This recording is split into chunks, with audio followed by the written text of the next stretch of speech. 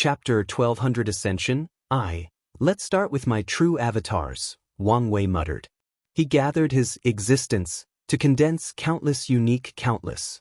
All everlasting Empyreans can have a total of 269 trillion true avatars, but Wang Wei did not create all of them.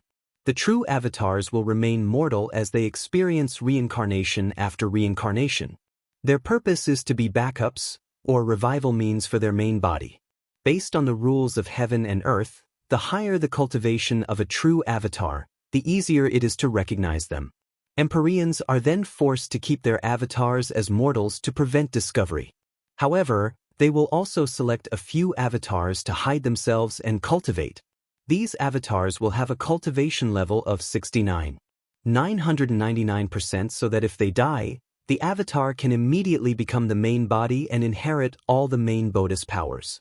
After creating most of the avatars, Wang Wei summoned his life-death Tao to bless them. However, he immediately frowned as he realized something. He summoned his status as the Mind 3 Realm Emperor for the blessing, and the result was the same. Rules after rules, he complained. He wanted some of his true avatars to reincarnate into the lower dimension to have an extra safety measure, just like his secret vaults.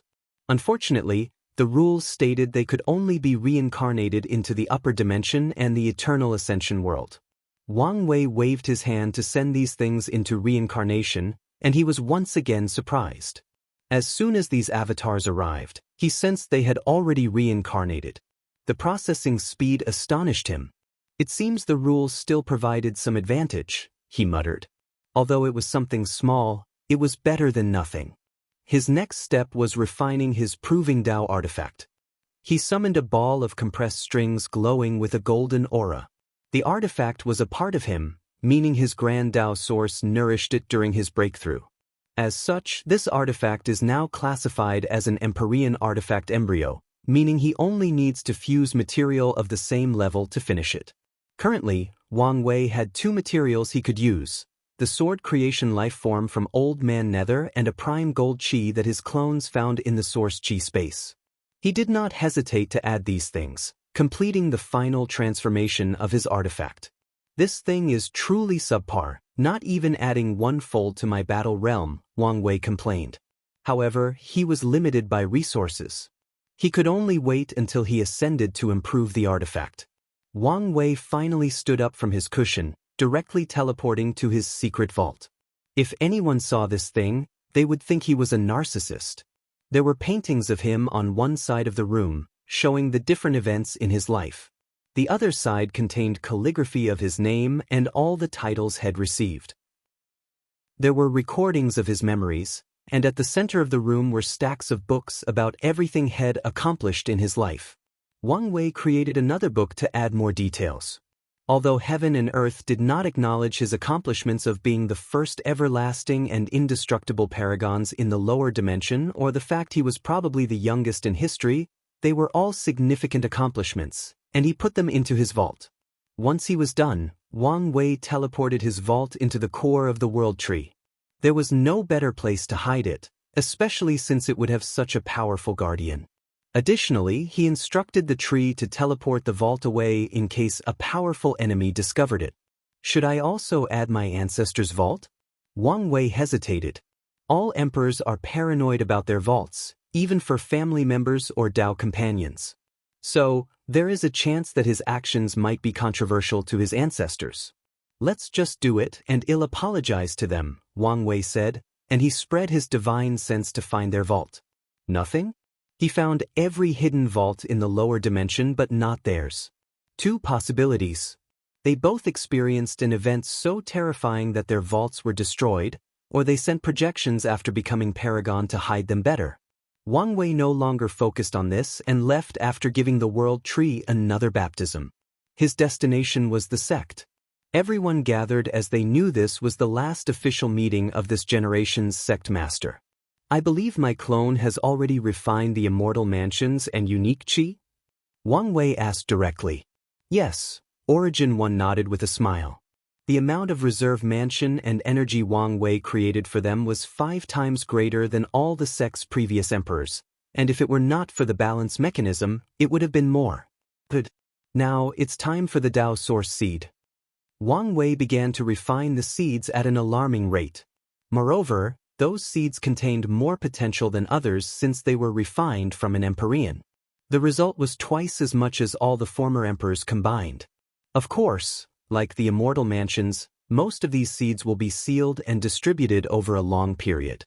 The majority will not see the day of light until the sect encounters a catastrophe. This is for you, Wang Wei said as he handed Dong Lifen's master a unique seed. It contains a special river of fate that will boost your power to the peak of the Emperor realm when needed and a 3 Grand Mist wheel to help you create life and accelerate your cultivation.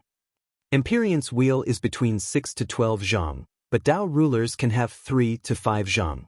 The wheel is not just for you, Wang Wei continued. You'll have to share it with the others. Come with a schedule on how to use it. Wang Wei sighed. I would love to leave more, but the rules are not in my favor. Thank you, Sect Master, Wuxia replied. Wang Wei then watched her fuse with the seed. Welcome, Fate One, said everyone present. Thank you, everyone. It'll be in your care from now on. Never in her life would Wuxia have expected to reach such a level in her cultivation, and she owed everything to the Sect Master and her disciple. What's next? Wang Wei asked. The artifact and arrays, replied Miscellaneous One. Let's start with the artifact. Someone brought an artifact similar to his, a ball of compressed strings. The workmanship is brilliant, Wang Wei complimented. Whoever refined that thing pushed the limit of the materials. Thank you, Sect Master. This is one of my best works, Miscellaneous One said with a smile. Wang Wei nodded before summoning the 4-symbol mirror. With a thought, the mirror turned into particles that fused with the string ball artifact. Finally, he summoned his Proving Dao artifact and created a projection, which fractured under his control. Many people sighed after seeing this, knowing a true Empyrean artifact couldn't remain in the lower dimension. Once the projection fused with the sect's artifact, it released a terrifying aura. The sect now owned a cracked Empyrean artifact as their 10th artifact, and it was one of the best of its kind. His next task was to add the Grand Dao Source Nourishment to the sect's 10th Emperor Array, which combined a Fate Array and the Heaven Deceiving Array. He tried to deceive Heaven into allowing him to create a Tier 11 formation, but that was not allowed. So, he followed the same principle as the artifact. His third task was to leave a true will artifact for the sect. With his current strength, the array from the Human Emperor's trial, and other means, this artifact will take a very long time to dissipate. Sadly, it still could not be permanent. However, Wang Wei did leave an insurgent technique called World Will that allowed Dao ancestors to create a copy of a Dao will/true will from their inner world. The last thing Wang Wei did was update his Fate Transcending Sutra. True Heavenly Dao was not a douche this time around and allowed him to leave the entire sutra, meaning the sect now had an Empyrean sutra at their foundation. Once Wang Wei finished everything, he had a small goodbye dinner with all the sect's leaders and upper echelons. Near the end of the party, he secretly drank with Yan Chen and Ancestor Wuqing. A toast to the two of you. You've protected me throughout my cultivation journey and even died for my safety. I would not be here without the two of you. You honor us too much, Yan Chen replied with a sigh. He always felt he did not do much as a Dao protector, so he only accepted being a normal Dao ancestor instead of the sect wasting resources on him to become a first-class or even eternal insurgent. No need to go easy on this kid. As he said, I died for him, and I'll mooch off this fact for the rest of my life, replied Wang Wuqing. You know I'm now technically older than you. The time inside formation doesn't count, Wang Wuqing replied shamelessly. As shameless as always, Wang Wei said with a smile, and the two drank until late at night. If you find any errors, ads pop up, ads redirect, broken links, non-standard content, etc., please let us know reports so we can fix it as soon as possible. Chapter 1201 Ascension 2. The next day, Wang Wei decided to visit a few acquaintances. Most of his friends/acquaintances had already ascended, but there were a few he could still say goodbye. He first checked on Wu Ming, who had sealed himself. This man did not ascend but sealed himself to be a guide and protector of the Wu clan and the Origin Rune Palace. He plans to ascend only after the clan cultivates their first heavenly emperor. Wu Ming had the talent and destiny to be like Yen Liling and Tong Ruobing. Sadly, his obsession with his family ruined him, Wang Wei thought. Maybe ruin was not the right word, but this man delayed his blessings and accomplishments, and based on how the future goes, he indeed might be ruined. Wang Wei checked on Dong Lifan, who was also sealed. She had already prepared for the invasion of the Heaven Will world. However, she needed the right time for the invasion, and according to divination, the best time would be a few generations later. As such, she sealed herself to pass the time and wait for her husband's reincarnation. Wang Wei checked on the others, like Kai Song, and as expected, they were already sealed as well. So, he teleported to the only acquaintance waiting for him, Tai Gang. "You're finally here," Tai Gang said. "Is there a reason you've waited for so long?" "I think one of my clones could have helped you reincarnate," Wang Wei said as he sat opposite him and calmly received the wine he served. "I figure the more powerful you become, the easier it would be for me to reincarnate without any problems and maybe accelerate the process. Do you have something in mind?" "It has to be the Myriad Emperor world, a top supreme land so that I don't completely start from scratch, and it would be best to be in the next 50 generations. Wang Wei nodded before looking in the distance. His eyes rotated between black and white as he activated his Samsara Dao. "I have a spot for you in the 12th generation." "So close?" Tai Gang asked. "Yes. The competition is intense, but no one from the sect will compete, and you want to encounter people like Su Ya and Di Jiang." "That sounds perfect," Tai Gang nodded, unable to contain his excitement. The Iron Fist dynasty was about to see the light of day again. This time, it was more brilliant than anyone could have ever imagined. "Then it's decided," Wang Wei agreed before they touched wine bowls. "Thank you for your years of servitude." He remembered how he chose to spare and recruit Tai Gang on a whim, and over the years, the latter had proven to be a worthy investment. "Thank you for investing in me, for never treating me differently because of my background, and for being magnanimous about my reincarnation," Tai Gang toasted. His life has been exciting and rewarding, and he owed all of it to his boss. "I hope the next time we meet, we can work together again as partners," Wang Wei declared, and these words pleased Tai Gang. Once they finished drinking, Wang Wei helped him with his reincarnation. Firstly, Tai Gang had to strip away his inner world and lose his immortality. Afterward, Wang Wei guided his soul to reincarnation, ensuring he kept his memories, his innate talent, an artifact for protection, and Chen Tong's sermon that he engraved on his soul. Lastly, he protected the secret dimensions that Tai Gang left that contained the resources he needed to rise. Wang Wei even added a little bit to them.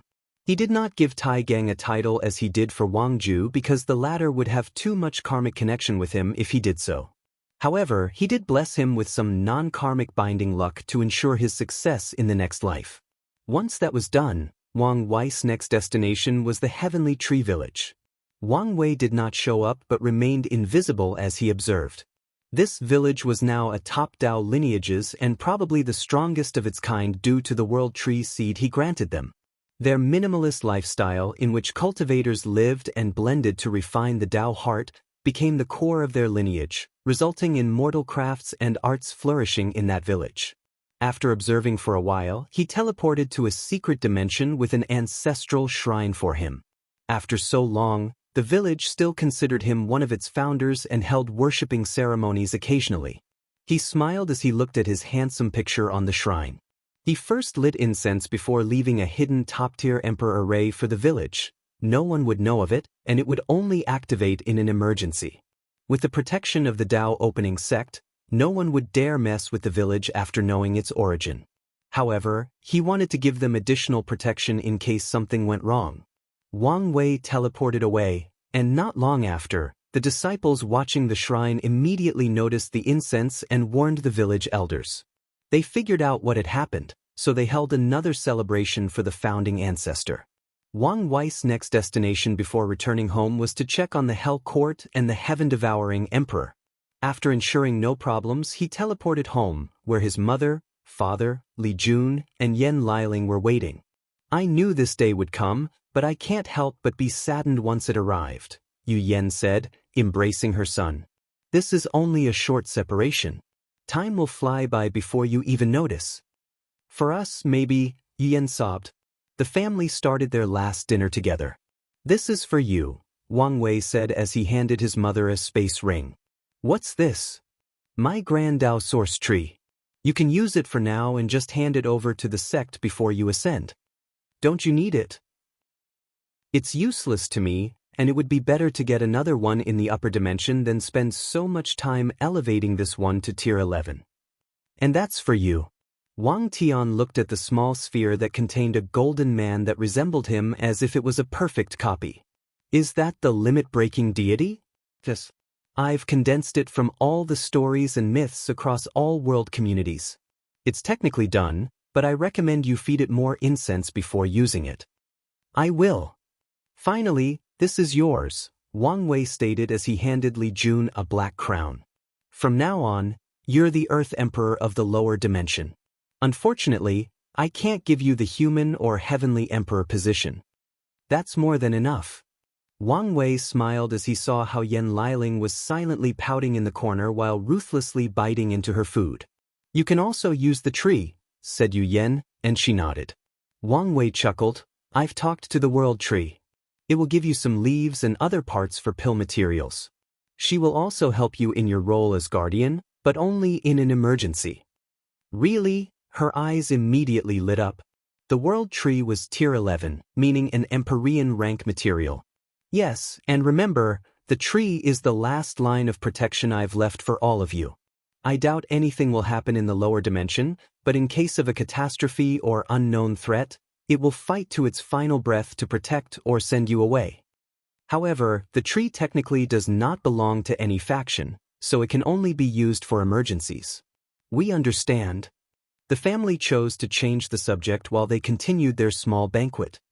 I can't believe how far we've come, Yu Yen commented. Indeed. After Heavenly Dao blocked the path of Supreme, our generation despaired. Who knew we would raise the greatest emperor in the lower dimensions history and experience the most brilliant era in the next generation? If only mother and father were here to experience everything, Yu Yen sighed. Have they reincarnated yet? Not yet, but their destination has been set, Wang Wei replied. It's somewhere in the upper dimension. I can't tell for sure until I ascend. It's good that they have a destination, she nodded. What about my father? Wang Tian asked. Still nothing, but he should be fine, Wang Wei reassured him. The dinner soon ended, and Li Jun followed Wang Wei to see his concubine, Su Ai. Wang Wei took this opportunity to nourish his niece/nephew with his Grand Dao source and even added a blood nourishment for the child to ensure it turned into an absolute monster. Once that was done, he spent the next 500 years with his family, traveling to different places worldwide. However, their tourist tour soon turned into a food tour as Wang Wei hoped he could find food on par or close to his wife for his body cultivation since he had used all the reserves. Sadly, he only discovered one barely adequate dish. Finally, Wang Wei entered a short 10-year retreat before his ascension. If you find any errors, ads pop up, ads redirect, broken links, non-standard content, etc., please let us know reports so we can fix it as soon as possible.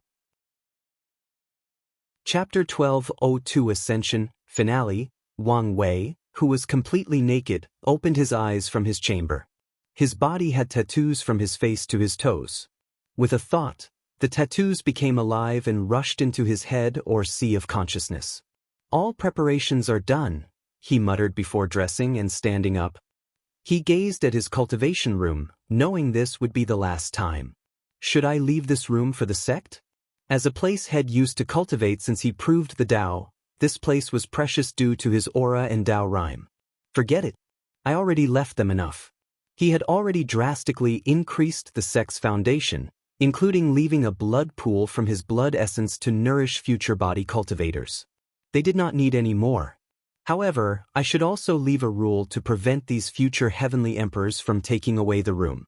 Additionally, this room will become even more valuable as more emperors use it. Once he's gone, he won't be able to control some of these people's greed. Wang Wei pointed at the room to leave his power. He also condensed a talisman that would allow the Dao opening sect to secretly use this room when no one is occupying the court. Let's also leave it in a written record, Wang Wei muttered. He already created the test to determine whether someone can inherit his position, and his trial is even more challenging than true heavenly Daos. He had set specific precedents for his successors, and now he was adding the rules of leaving the room untouched. Wang Wei left his room and started walking through the court. A feeling of nostalgia hit quite hard all of a sudden.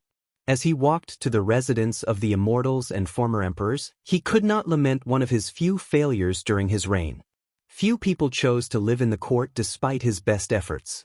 After Su Shi moved in, the situation improved, but it never reached the level Wang Wei wished for. It seemed those people were determined not to sleep next to a tiger. Maybe mom and dad will have a higher success rate, he thought before gazing at old man Tianji in one of the court's rooms. He was now in a state of semi-consciousness that there were not as many emperors or gods to share the burden of world source. He also needed to keep himself from being eroded by heavenly Dao. With him as a sample, I can extrapolate much information about Supreme Unity's current state, Wang Wei thought before walking to the garden.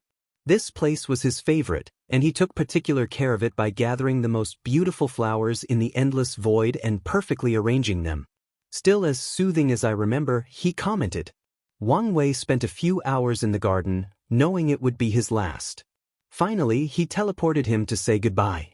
I'm worried about him, Wang Wei heard his mother saying. There is no need. Our son is someone blessed and loved by fate. Although he will suffer a little, he will be fine eventually. That's not my main concern. I fear he'll lose himself and his humanity without us tethering him. That is indeed concerning.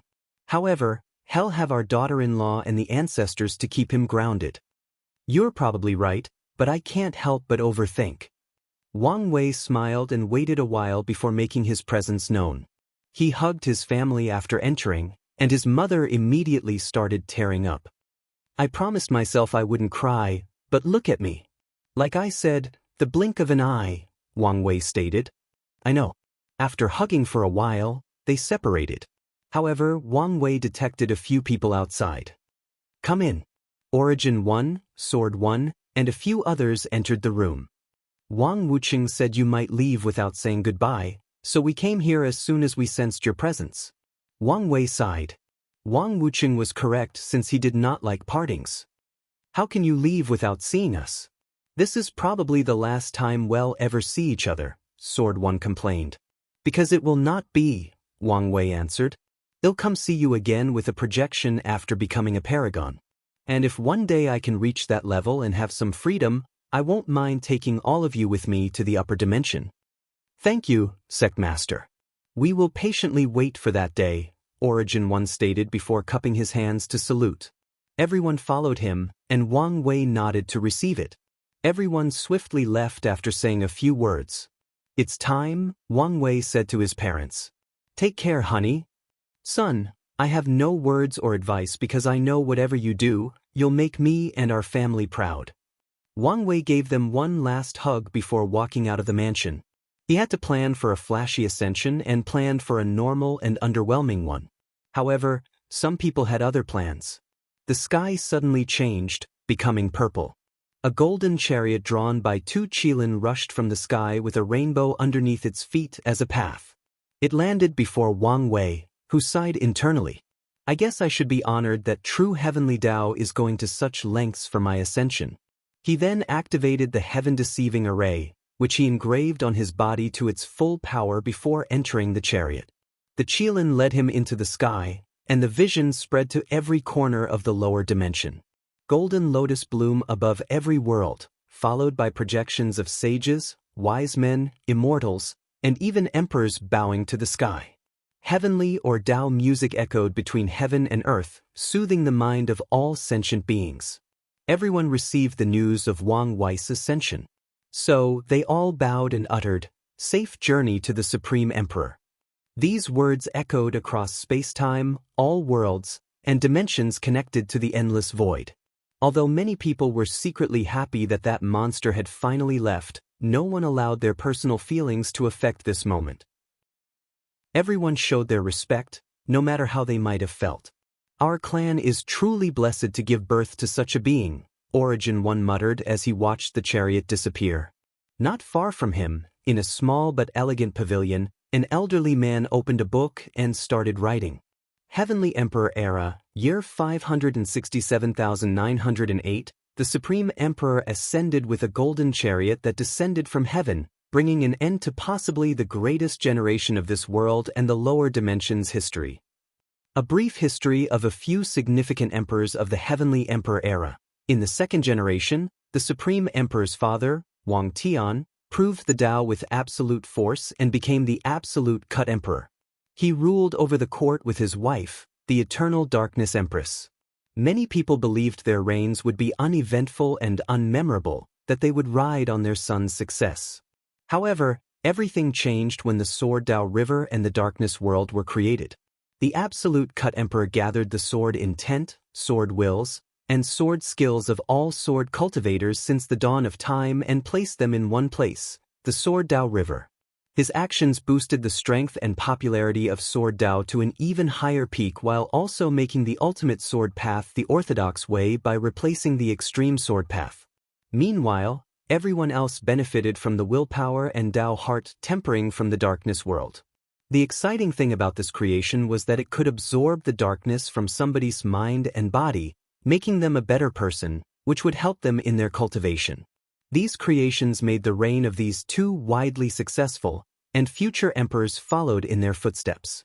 The third generation was a fierce competition between Su Ya and Di Jiang, and Su Ya was the final winner, becoming the sole Desire Empress. Her legacy was controversial. She created the 6 Desire 7 Emotions Pillars, another tool to help cultivate the Tao heart by regulating emotions. This invention could be said to be even better than Shiner at dealing with the affairs of the heart. However, it did not only help regulate emotions but also lost in them. So, many lives, including emperors, lost themselves due to the lust pillar, which allowed them to experience the wildest sexual fantasies imaginable. The fourth emperor was Di Jiang. She washed her karma from the rewards in the Heaven Chosen's list and fought in the next generation. Her reign was terrible by all historical accounts. She was a tyrant, so she did not share resources and took almost everything herself. Besides a few lineages that she respected or feared due to their predecessors, she screwed everybody. Even in her banquet, she forced people to attend and charged a fee. The exciting thing is that the D clan never stops supporting her despite how many enemies she has made. There were many revolts in her reign, but she suppressed all of them. Many people asked the Tao opening sect to sanction or something, but since she did not touch their benefit, the sect remained neutral. The fifth generation only had a note in history because that person was the first non-true eternal emperor, and that reign was peaceful and uneventful.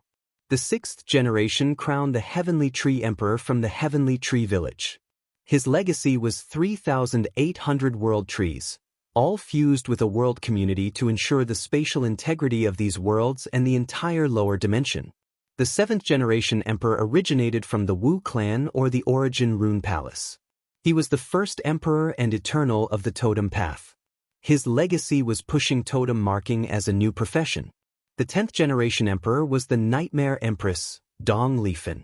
Before proving the Tao, she single-handedly conquered a heaven will, socking the world. Although it was a newly ascended heaven will world, it was still a shock. Her legacy was the creation of 2 new species, the Dream and Nightmare race, with heavenly Tao's blessing. Additionally, she created the Nightmare world, which absorbed the evil and negativity of the lower dimension before fusing them with her own dream world. Her actions, inspired by the effect of the darkness world, essentially purified the lower dimension from evil, negativity, and yin energy. During her reign, people were the happiest and the most morally upright, and cultivation was truly enjoyable due to a clear mind. The 11th generation made history because they were the first emperors to fail the Supreme Emperor's trial and could not sit on that throne despite being a fairly powerful pseudo-eternal. The 12th generation saw the birth of the first emperor and eternal, not from a top lineage. The Iron First Emperor, whose identity was eventually revealed as one of the Supreme Emperor's generals, Tai Gang, proved the Tao and created the Iron Fist dynasty. His legacy was the vibration world, a dimension not ruled by laws but by countless strings in which each vibration corresponds to a Tao or some aspect of reality. The Iron Fist Emperor asked the world to help create some of these strings. Once it was created, some people felt cheated since he left the vibration world as a foundation for his dynasty. However, these voices were a minority since the Iron Fist Emperor did not hide the fact that this was a private creation he asked for help with. The Heavenly Emperor era was long and gave birth to countless brilliant talents, including the Ultimate Puppet Empress, the Spear Domination Emperor, the Time-Skipping Emperor, and the resurgence of the Crimson Blood Emperor and the Pill Sage Empress. And those were merely the brilliant ones from the Myriad Emperor world, which gave birth to the most unique emperors. However, a few other worlds also gave birth to emperors with great legacies. End of volume. If you find any errors, ads pop up, ads redirect, broken links, non-standard content, etc., please let us know report so we can fix it as soon as possible. Chapter 1203 The Destined One's arrival. Emperor Kong, dressed in scholarly clothes, was preaching to three people, Lin Fan, Su Shi, and his son, Bai Hai. It was a privilege for these three to receive sermons from such a cultivator, except Su Shi, who had the fortune to receive one from a top-of-the-line paragon. Then, Emperor Kong suddenly stopped and looked in the distance with a frown. "Father, is something wrong?" "He's here." "Who?" "The Destined One, the one who will end this terrible era." "You're talking about Wang Wei?" Lin Fan asked. "Most likely," Emperor Kong nodded. All information he's learned about Wang Wei showed that this particular destiny went to him, but he could not confirm this fact 100% until he met the latter. "How do you know he's here?" Bai Hai asked. "I noticed a slight shift to the world's destiny, a sign that fate has started its machination." "Then what should we do?" Bai Hai asked. "Tell me what you think first." "We can prepare to contact him secretly.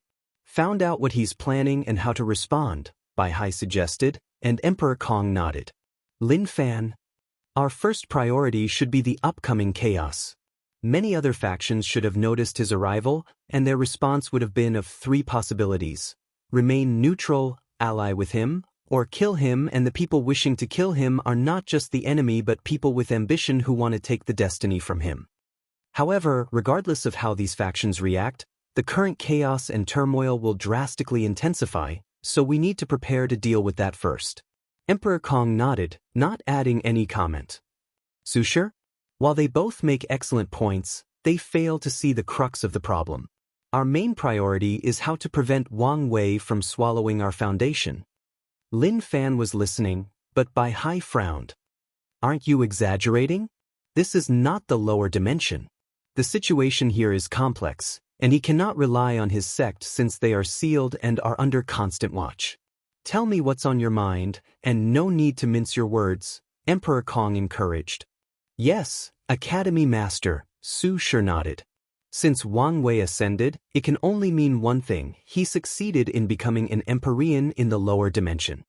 Emperor Kong squinted. Su Shi had already told him this news, and he initially thought such a thing was impossible. However, after hearing all the advantages Wang Wei had and all the merits Su Shi arrived with, he had to believe it. He achieved the taboo battle realm in the lower dimension, meaning as an Empyrean, he's most likely already tenfold. Even if he's not, his strength is at least between 8 to 9-fold, meaning his combat power is already at the top of the current political climate, Su Shi continued.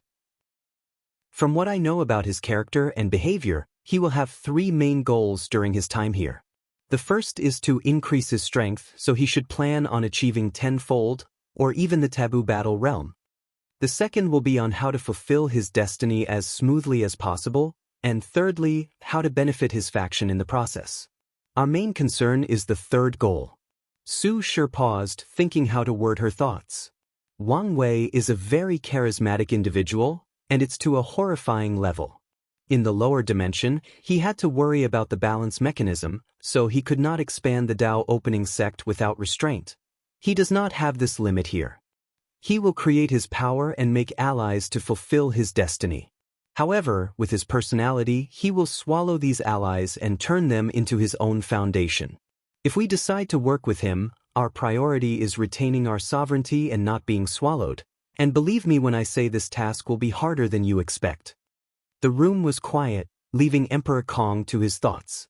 He took Su Shi's words seriously for two reasons. Firstly, she was friends with Wang Wei and knew him the best out of everyone present. Secondly, he understood how scary a Dao overlord was during a time of chaos and strife. Such periods of instability are the perfect ground for them to grow and wreak havoc. It seems like we must make early preparations, Emperor Kong uttered. Origin Seal Continent. Wu Hong opened her eyes to look in the distance, lost in thought. Are you happy that your husband is here? Roared a distant voice. She shook her head and sealed the room before continuing her retreat.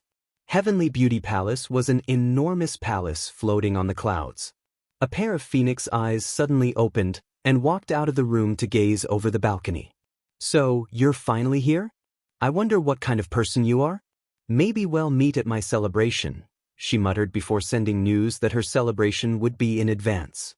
The exact date is 500,000 years from today. Dao Opening Sect. A young disciple was dozing off in a large dimension full of statues when he suddenly felt something. He woke up to gaze at the podium before him. The podium was divided into 4 layers. The lowest layer contained the most statues, and the top contained only 4. The disciple looked at the second layer as a new golden statue rapidly formed. Gold in the second layer? An everlasting Empyrean? Who in the sect made a breakthrough? As he was about to report this change, the disciple felt dizzy and passed out. An elderly man appeared in this dimension and looked at the statue. He's finally here, he muttered before pointing at the statue and making it disappear. He then gazed at the disciple and, with one thought, erased his memory. Wang Wei's arrival was felt by the entire world, causing a small commotion that would soon snowball into an avalanche. Meanwhile, he had just arrived at an unknown location and finished witnessing his chariot disappearing. No attack, so that's good news, Wang Wei muttered as he looked around him. He was on high alert during the entire ordeal. He looked at the sky and his lips twitched. The world's destiny has shifted, meaning everyone with decent cultivation knows him here. Well, no, the destined one is here. He looked around and scanned his surroundings. Am I on a planet? No, this entire area is a starry sky universe. Alright, let's adapt to this place first. He took one step to teleport to a sun a few trillion light years away and created a cultivation cave. This place's space is so strong. More importantly, it felt alive as it was constantly fighting against my teleportation, Wang Wei commented. More importantly, the effect of my time acceleration array has drastically decreased compared to the lower dimension. He sighed before entering a deep state of cultivation and immediately felt a difference. The energy called Dao Qi in the environment is an excellent boost for comprehension. Does it exist to balance the lower effect of time acceleration? Honestly, I would rather have my formation. The adapting process was extremely short, so short that Wang Wei did not need a formation. He spent 3 months adapting, and 3 minutes passed outside. The good news is my cultivation is now 78%. This should be the benefit of first-time ascendees.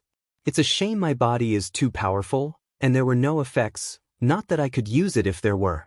Wang Wei was now in the 3rd heaven of the adult fiend god realm, and once he reached the 4th, he needed to pass this realm's tribulation. Right now, he was not prepared for that. Wang Wei stood up and was about to leave when he stopped himself and frowned. A terrifying divine sense was scanning the area. No, not the area, the entire world, Wang Wei thought as he observed. The divine sense passed through him as if he had never existed, and Wang Wei was not surprised. He was a fateless, meaning it was extremely hard to deduce or divine any information about him. Additionally, he had the protection of the heaven-deceiving array, the effect of his spirit flower ability, and his 10-fold battle realm indicated he was very close to the Paragon Ream in power, the protection of his golden body of merit, and the protection of fate or destiny. This divine sense is not someone who's in the lower tier of the Paragon realm, so it's most likely the world of the Time Eater, Wang Wei analyzed. Did he come back only use his divine sense from the outside, or was this some kind of mechanism he already left in place? Wang Wei did not have an answer, but he did know that there was not much time for him. The good news is neither Maitreya nor Supreme Unity suddenly appeared out of nowhere and obliterated me, he thought. However, what is this odd feeling?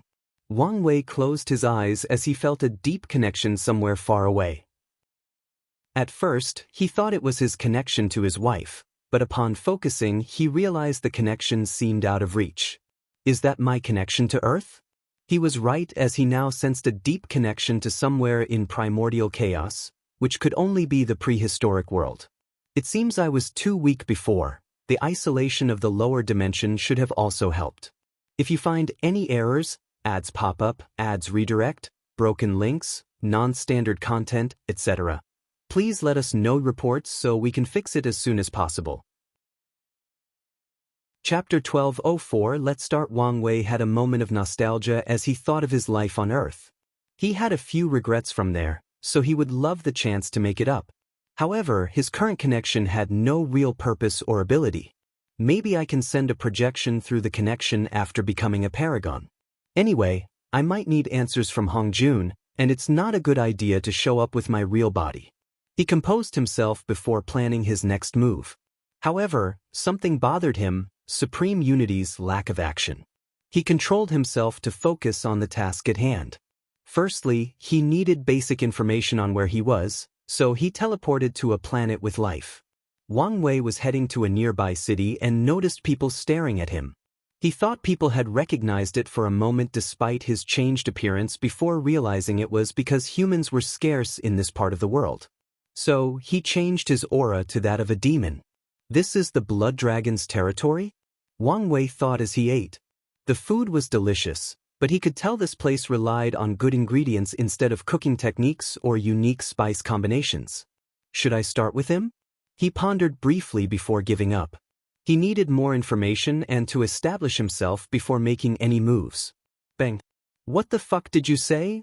Roared a man dressed in all black, a scar on his right eye, and releasing his aura of an emperor with a cultivation of 56%. His fierce gaze locked on a handsome young man at another table. "I'm not talking to you," the young man said calmly. "You dare call us dirty blood but don't have the balls to admit it." As soon as he uttered that word, many eyes focused on the young man, making him frown. "Like I said, I'm having a private conversation that does not involve you. I guess I should expect nothing less from an innate demon. You people are truly the greatest failure of heaven and earth." "What did you say?" the young man uttered with gritted teeth, releasing his aura as a 5-star pre-march and cultivation on par with his opponent. "You heard me," replied the scared man before turning into a tiger with flame on its back. The young man turned into a green serpent with purple spikes running down its back. They opened their mouth to fire something. "Enough," said a cold voice before a phantom of a beautiful world manifested in the room, suppressing these two. These two finally remembered this restaurant belonged to a powerful Dao ruler. "If you want to fight, go somewhere else," said the cold voice. The two combatants' facial expressions turned grave, so they swiftly changed into their human forms. They stared at each other but did not leave to fight. They returned to their table and continued eating. However, everyone could feel the tension in the air. The tension between the races under the blood dragon is so high? I guess that makes sense. In the past, the demon and innate demon gods were enemies, but now, they were forced to serve under one person. I could use this mistrust and hatred. The 5-feathered phoenix might also be interested in ruling over creatures with potent bloodlines, which can be another angle to create inner conflict between them. He finished his noodles before slowly walking out of the restaurant. He sensed a gaze, and after investigating, he discovered that only the shop owner was intrigued by why he was so calm during the altercation. The latter did not pursue further, so Wang Wei ignored him. He walked around the city, observing countless more fights between different races. He then teleported to a planet with a large human population, focusing on observing the mortals. The abundant energy in the environment means crops are plentiful and diseases are rare. The average lifespan is more than 1,000 years, Wang Wei thought. The only advantage of a mortal civilization would be access to knowledge and a bit of power, but it's nothing in the grand scheme. The enlightening temples should be worth recreating. However, in the current political climax, it might be a catastrophe for mortals to have any form of power. Wang Wei knew he no longer had absolute power, meaning he could not force his will on all the cultivators of the world. Even after becoming a primal paragon, he won't have such power. As such, it's impossible to spread the enlightening temple throughout the world, and even if he did, many mortals would suffer as revenge from cultivators for daring to try to balance them. If we were in a peaceful world, I could probably spread them throughout the sect and its allies' territory, but that's it. Wang Wei grunted before teleporting away. He will need another method of gathering merit to replicate some of his success from the lower dimension. After checking a few things, he found the fortunate encounter with Luda before heading to the one the sect left for him. Wang Wei used his space Dao to navigate the complex spatial structure of the eternal Ascension world.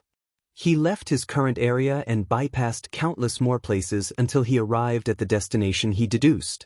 Wang Wei had a strange look as he observed where he was. This area was shaped like a cube world, each face being a comically large continent. His destination was Continent 5, and he teleported above a small hut next to a decent-sized farm field. An elderly man was plowing vigorously, not showing any signs of his age. "This is it, your only remaining descendant." Lu Da's obsession manifested, and he looked at the elderly man with great sadness. He guessed his family was long dead, but seeing this person was the confirmation he hoped he never would receive. "You're lucky you have any descendant at all," Wang Wei stated very callously. "What do you want me to do?" "I can still give him the resources to start his cultivation journey." "That's not necessary," Lu Da stated. "As you said, I'm lucky someone survived after so long. There is no need to disturb his life." "All right. Do you at least want me to bless him with a fate of love so he can continue your lineage?" Lu Da hesitated briefly before nodding. "Please do so." He pointed his finger to change the elderly man's fate line, ensuring he regained his vigor and found a young wife. "Thank you," Lu Da bowed before rapidly dissipating. Wang Wei took the key and activated it. A portal swallowed him, and he found himself in a special dimension, staring at a grand black and gold palace. Someone already been there? After scanning the area, he discovered all the rooms except one was empty. A group of array masters were trying to open the last one. Wang Wei sighed as he should have expected this given how long ago this thing would have been created. With the key, he bypassed the formation and directly entered the last room. Wang Wei saw an entire world full of a glowing blue stone the size of a palm and a formation hanging above the sky. "Are those Dao sources? And they are all second rank," Wang Wei muttered as he scanned this vast world. He looked at the formation. This Dao Qi conversion array must have been working non-stop for trillions of yuan epochs. Wang Wei smiled as he was now a very wealthy Empyrean. After so long, even if one Dao source took a lot of time to condense, there was still a world worth of it. With this wealth, Wang Wei can use it to cultivate or buy resources for himself or his faction. This is a good start. He waved his hand to put everything away before teleporting. His next destination was the sect's secret realm. He had to rely on his luck to find the hidden dimension, which only delayed things by a small margin. "I feel I will like that they left for me," he muttered as he looked around. He was in a small room with a door before him. Before opening the door, he checked his surroundings for threats, and his eyes almost turned into money. This room was the same as the one he came from, full of Dao sources. The quantity was only 10% of the previous haul, which itself is a vast quantity, but this one was even more valuable because it contained purple stones, which are third-ranked Dao sources that paragons used for their cultivation. "It's good to come from generational wealth," Wang Wei muttered with a grin. Without worrying too much about resources, he will be free to do as he pleases and not waste time. If this is just the first room, I can't wait to see what the other rooms contain. He walked to the second room with a smile on his face. The room was relatively empty, with only a seal and an information talisman. He checked, and it was a brief message. "With this heaven seal, you can control the Mask clan. They are a secret information agency of the sect with some fame. They are now yours to control and mold as you see fit. I guess I don't have to worry about the manpower for my new Fate Shadow Guards, Wang Wei thought. If you find any errors, ads pop up, ads redirect, broken links, non-standard content, etc., please let us know reports so we can fix it as soon as possible. Chapter 1205 The Sect's Investment. Wang Wei walked into the next room, and he immediately noticed the 3 separate piles. He walked to the nearest one and saw countless artifacts and talismans, the weakest being immortal tears. Thousands of Emperor artifacts and hundreds of Empyrean artifacts, Wang Wei counted. And that's not counting the unrefined material. Wang Wei smiled as he now no longer had to worry about the material for his Proving Dao artifact. His gaze shifted to 2 things at the center of the pile. It was hard to ignore them, given how they were the only thing levitating or releasing any lights. He immediately recognized one of these items as an information talisman, and the other resembled a piece of thick gray glass the size of his palm. The power of fate? He thought as he sensed the glass aura. He did not hesitate to receive the information in the talisman, which was more extensive than he expected. Luckily, such information was only a small burden to his soul, and only because he absorbed everything at once. An encyclopedia of all the eternal Ascension world's materials, ores, and spiritual herbs? It even includes unique materials in the source chi space and primordial chaos. Wang Wei nodded as this talisman once again saved him a lot of time. He also knew what the primary material floating before him was. Such a large piece of fate glass. The sect is indeed rich, he commented. Fate glass is a rare material created from condensing another rare material? Primal fate sand. With only this thing, I can elevate my artifact to the ultimate realm, meaning a boost of 2-fold. Although Wang Wei did not need the artifact to achieve a 10-fold battle realm, it would still be helpful, especially in the upper dimension, where powerful weapons or artifacts are even more valuable than before. Without heavenly Daos limitation, a top emperor can survive or fight an Empyrean with a tier 11 artifact. Of course, the backlash is also no joke. Wang Wei has already planned to find a way for his Proving Dao artifact to be on par with Paragons so that it won't be a problem for him after achieving Taboo Realm again. He walked to the second pile, which contained pills of different varieties and levels. He put them away with a smile before walking to the last pile, a spiritual garden with raw herbs. Wang Wei realized the garden itself was a supreme innate treasure used to accelerate the cultivation of all kinds of herbs, including Emperor and Empyrean tier. Wang Wei walked to the third room, which was a vast library with countless cultivation techniques. 34 items floated in the middle of the room, one of which was a note that read, "These bastards have complete control over the myriad temple record, so we left these cultivation systems for you in case you need them. We also chose the 33 best and most unique scriptures from our sect for you." Wang Wei had heard of the myriad temple record, a place that housed all the cultivation systems of the eternal Ascension world. Its fundamental purpose was the same thing Wang Wei did in the lower world with the dream world, which allowed people to find the most suited cultivation systems for them by having access to other world communities. Wang Wei checked out these 33 scriptures and was surprised to find the ones from all 9 origin emperors from the lower dimension. He randomly took the Rainbow Emperor's scripture and flipped through it. It's different. No, it should be the new improvised version after she became a paragon, Wang Wei commented. Although this scripture only contained the Empyrean part, it was valuable to him. Wang Wei then immediately checked the ancient desolate body refining scripture, and as expected, it indeed was the upgraded version. Using a physical manifestation of the entire world to temper and strengthen the body? I didn't expect him to go this route.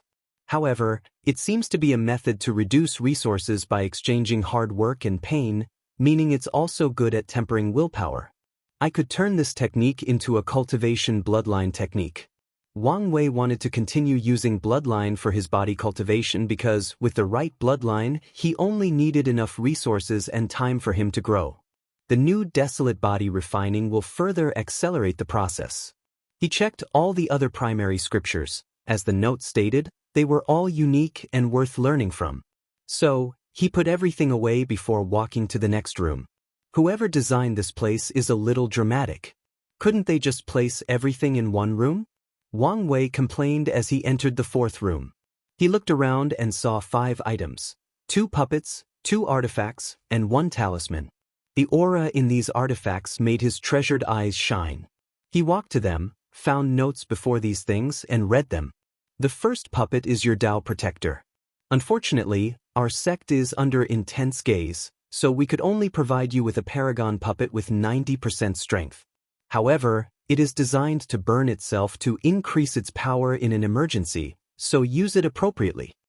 Wang Wei looked at this puppet, and it looked indistinguishable from a normal human. He even checked with his divine sense, could not tell it was a puppet, and only noticed it after using other abilities. I can't believe I would have another Tao protector in my life, Wang Wei thought. He shook his head before continuing with the note. The second puppet is a death substitute puppet, a longevity treasure to save your life. They went all out, Wang Wei thought, genuinely surprised. He had his reservations about the sect's help for 2 reasons.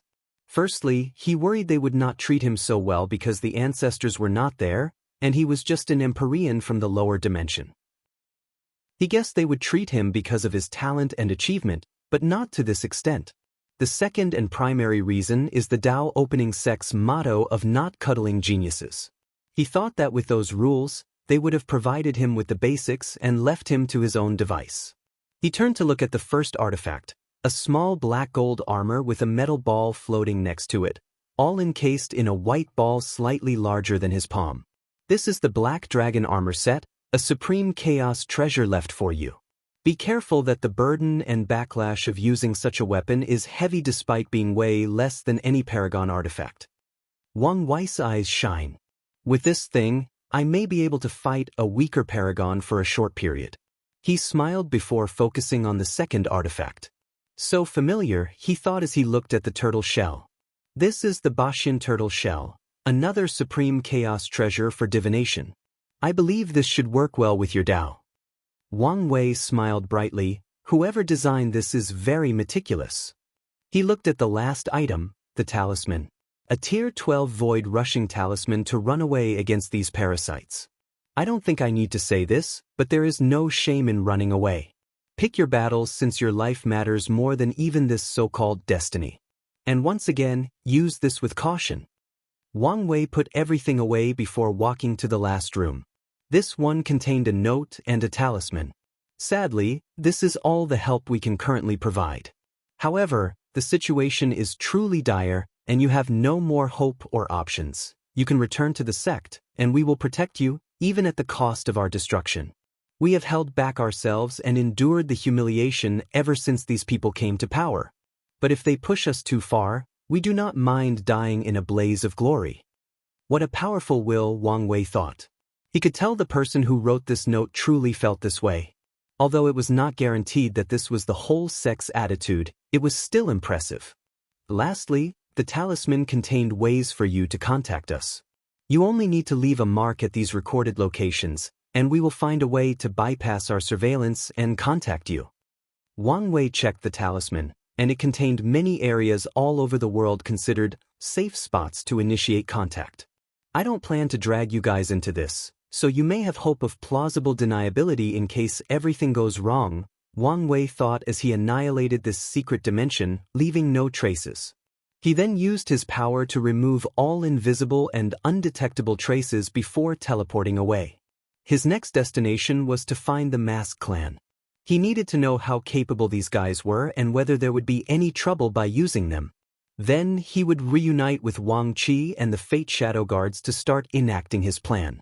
If you find any errors, ads pop up, ads redirect, broken links, non-standard content, etc., please let us know report so we can fix it as soon as possible. Chapter 1206 Who to Target First? Wang Wei's destination was near the Chu Divine Dynasty's area of control, which was the primary base of the development of the Mask Clan. However, as soon as Wang Wei landed, he immediately discovered an intense surveillance. Myriad invisible ghosts patrolled the area, keeping track of everyone they saw. This is on the fringe of their territory, I didn't expect them to have so many eyes, Wang Wei thought. From what he knew, this world was once divided into 13 firmaments that corresponded to the 13 overlords. However, after the rise of the 2 suns and 7 moons, the world was not divided into 9. However, even in the era of the 13 overlords, they could not completely control their territories due to how vast the world was. The situation of the 7 moons should have been worse as large stretches of their territories were unoccupied or left alone. The current area was one of them, meaning the Chu divine dynasty should not have had much influence. Are they desperate to find me? Or just looking for anyone who opposes their power? Wang Wei calmly thought. No, the Blood Dragon's territory was not under much scrutiny, so this must be purely related to the Earth Emperor. Did he learn about my status as an Earth Emperor and is desperately looking for him? Wang Wei was not surprised someone purposely or accidentally revealed his titles and achievements from the lower dimension. He expected it and even allowed it to happen as it could be used for his plan to deal with the Earth Emperor. The more desperate he is to become a true Earth Emperor, the easier it will be to manipulate him, Wang Wei sneered before heading to his destination. Despite the current situation, the masked clan was well hidden in another dimension. Wang Wei quickly found them with the help of the Heaven Seal. Who are you? A man appeared before him, wearing black skin-tight clothes and a mask covering his face, including the eyes. He was on high alert with 2 short swords underneath his wrist. Wang Wei calmly looked at him. Although the man looked alone, his eyes saw hundreds of invisible people already surrounding him. Their response is quick, and their invisible technique is excellent, he commented. However, from their aura, it's obvious these guys haven't experienced much fighting in a long time. I hope this is just the group in charge of guarding their base. He calmly took out the seal. The Heaven Seal, said the visible man, his voice full of horror, excitement, and uncertainty. Someone go notify the Patriarch. Wang Wei continued observing while waiting. The unique aura of creation life form is gone from these people, which can only happen if their creator dies/grants them their freedom and spends years breeding with non-creation lives. A few seconds later, a middle-aged man dressed in a black gold robe rushed toward Wang Wei, and he immediately frowned as this so-called patriarch also did not have the aura of someone who had experienced much blood. Lord Emissary, you're finally here. After so long, we thought the sect had abandoned us, said the well-dressed man, almost kneeling to Wang Wei. What do I call you? My name, no, title, is Prime Mask. Good name, Wang Wei nodded. Thank you. I'm glad your clan is still loyal, Wang Wei continued, looking at him intensely. The Dao opening sect did not leave any restrictions on these people because their purpose for existing was to have unaffiliated eyes not connected to the sect. As such, they did not leave controlling measures to prevent anyone from being suspicious after discovering this fact. Of course, the sect used other means, like countless epics of brainwashing and proving resources. Sadly, after the ultimate taboo and being forced to be sealed, these other unaffiliated factions had the opportunity to rebel. Prime Mask felt a deep cold rushing through his veins and soul. We would never forsake our creator. I hope so, Wang Wei nodded. Summon all the clan members, and I mean everyone. Those in important missions or assignments that cannot be left unattended must send a projection or a valid explanation. They have a week. I understand. I'll do it immediately, said Prime Mask. Good. Give me a private room to rest. The Patriarch personally led Wang Wei to a quiet room and bowed down before leaving. Wang Wei ignored the people secretly watching his room and was left deep in thought. Although the masked clan appeared subpar in the fighting area, even though one of their areas of expertise should have been assassination, he was satisfied with their acquisition because of their unique ability, skin assimilation. The original masked clan members were born in an invisible and intangible state. They took form only after taking another creature's skin, thus inheriting that creature's face, memory, aura, ability, and even bloodline. However, after years of breeding and evolution, they were all born looking like humans but with the skin assimilation ability. Additionally, they can train themselves to enter a state of invisibility. Their ability will blend perfectly with the Fate Shadow Guard's method, Wang Wei thought. his guard can steal someone's fate, so adding this skin assimilation ability was a double insurance.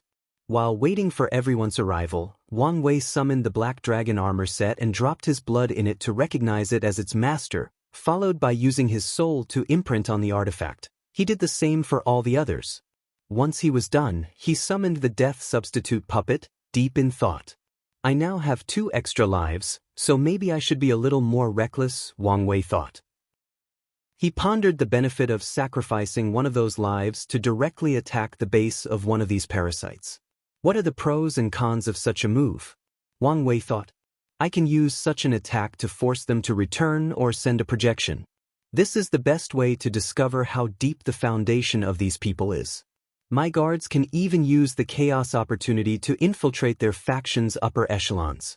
As for the cons, I can only use this tactic once and will reveal my strength and trump cards, which is not necessarily bad since I will have to reveal it eventually. The issue is whether revealing them so early is the right move. Wang Wei was lost in thought, thinking of more pros and cons.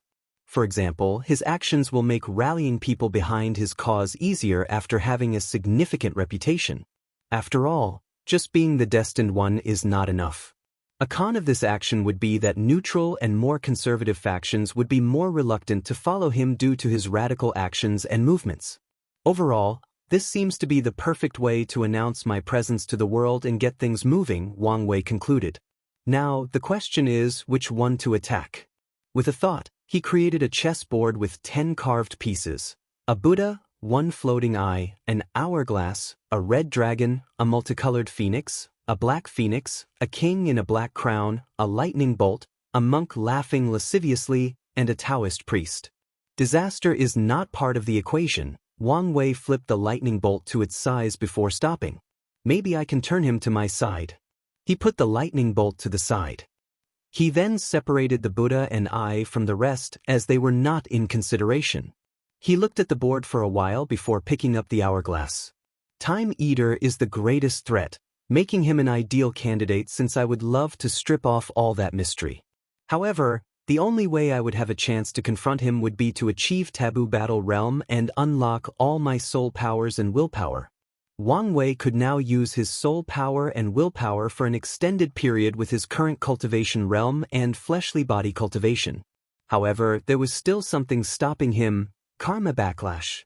Whatever he did in the void amassed him a severe amount of karma, which was not wholly washed off even after reincarnation. Let's eliminate Time Eater for now, he thought before putting the piece back. He observed the board for a while before sighing. He looked at the Buddha and the eye, focusing on the former.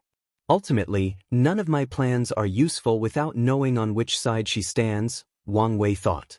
He could plan as he wants, but the game is over as long as one of the 2 sons interferes.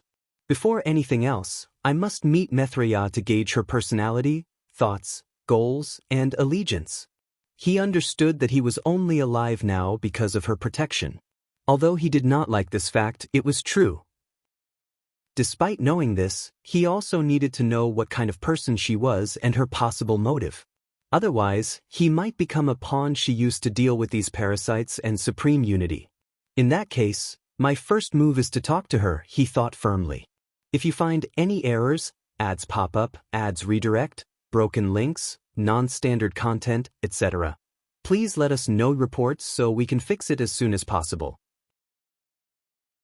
Chapter 1207 Revelations. Now that he had made a decision, Wang Wei needed to think how to approach her.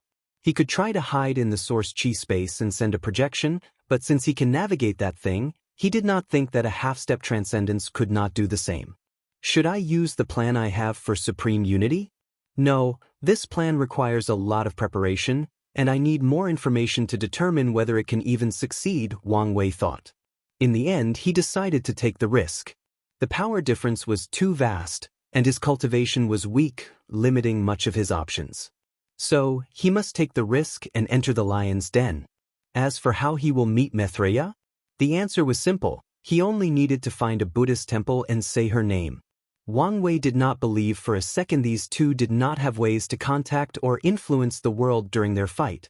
That's why he stayed away from Taoism and left them as the last piece to dispose of. Wang Wei stood up, looking into the distance. If he could get Mithria's support, he would have more freedom and less restraint on his actions. If she's his enemy and plans to use him as a pawn, he can prepare now. In the worst-case scenario, she determined him an unstable factor and decided to eliminate me, Wang Wei thought. If that happens, the only move I can make is to try to summon Hongjun for help. Wang Wei grunted, not liking how he had to rely on others for his survival. However, his current weak self cannot be helped.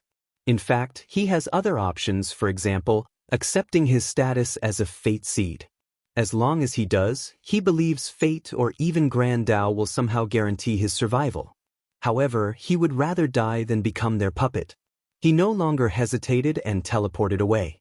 He needed peace of mind and to understand the complete picture of his situation. The sooner he does this, the more time he will have to prepare for all possibilities. It took him a few hours to teleport to his destination. That's how vast the world was. Of course, if he used the available teleportation arrays, the process would have been instant. However, Wang Wei was technically a fugitive and needed to be careful. He soon arrived at a monastery with a common name, White Lotus Temple. The abbot was an Empyrean, making this faction very powerful in the current political climate. However, Wang Wei did not feel the slightest danger, meaning they did not have any Paragon Array or Tier 12 powers, an indication that their temple did not originate from an ancient lineage and probably recently rose during this era. As Wang Wei looked at the temple, he thought, Honga, this is the second time I'm risking my life because of you. The first time paid out, I hope the second time also does. His wife believed in Mithria's innocence, and he believed in her. He quietly entered the core of the White Lotus Temple, where they preserved their luck-condensing artifact. The place was crowded with formations, but Wang Wei manipulated these formations into thinking he was their master and had full access. He found himself in a room with a silver Buddha statue and a white lotus artifact floating above its palms. Wang Wei took a deep breath before bowing. Mother Mithria, I humbly request a meeting. As soon as his words finished, time paused around him for a few seconds before a woman appeared in the room. Wang Wei's first thought was that she was beautifully ordinary. Her visage was indeed beautiful, even heavenly, but her demeanor, presence, clothes, and aura were all ordinary. These two opposite concepts perfectly blended with her and her very well-hidden noble or holy presence. I've been waiting to meet you for a while now, Mithria said with a smile. You are very guarded against me. I can't help myself, Your Excellency. Your strength and, well, reputation are not exactly signs that I should not be guarded, Wang Wei replied, observing everything around him, including every single subatomic particle in this room. Mithria chuckled. I would never hurt you. After all, you're technically my grandson. Wang Wei's body paused. He understood the tactic of saying outrageous things to throw an opponent off guard, but wasn't this too much? Could it be her flawed method of transcending that fried her mind and made her crazy? No, it can't be. There haven't been any signs. No, I'm not crazy, Mithria said, making Wang Wei's lips twitch. He controlled his emotions. Then what does your word mean?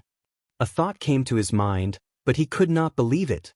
You should know what happened to me that led to the corruption of Buddhism in the lower dimension? I only know that Li Bo used some means to divide your mind into two, your pure and devilish side. The consequences of those failures were more impactful than you can imagine, Mithria stated. In the process, I lost control of many of my true avatars. That's possible? Although rare, it's possible under specific situations. Wang Wei grunted. Then, the escaped avatars knew of their status, and most tried to escape my influence. One was highly successful in this endeavor and became one of the prime Yama kings of the eternal Ascension world. Wang Wei detected a hint of pride in Mithria's voice. The way she cultivated involved experiencing countless reincarnations, and one of her clones was Mao Yu, your grandmother. Wang Wei was officially speechless. Is this why she was born with such an unparalleled state of mind? Why couldn't I sense my grandfather's reincarnation? That's correct. It seems she acknowledged the relationship with your grandfather and chose to train him herself. Our Wang clan is truly blessed, Wang Wei commented since he was still processing her words. Indeed, Mithrayan nodded with profound eyes. It seems you have many questions. Ask away. From your tone, it appeared as if you never tried to recapture your avatars. But Wang Wei immediately asked. Li Ba's actions were a blessing in disguise. After I conquered my devil self, my spiritual practice reached another level. It's because of that event that I became a primal paragon. By then, I realized these avatars were now their own individual entity. A few had proven their Tao, and their imprint differed from mine. Even their existence was different, so I let them be.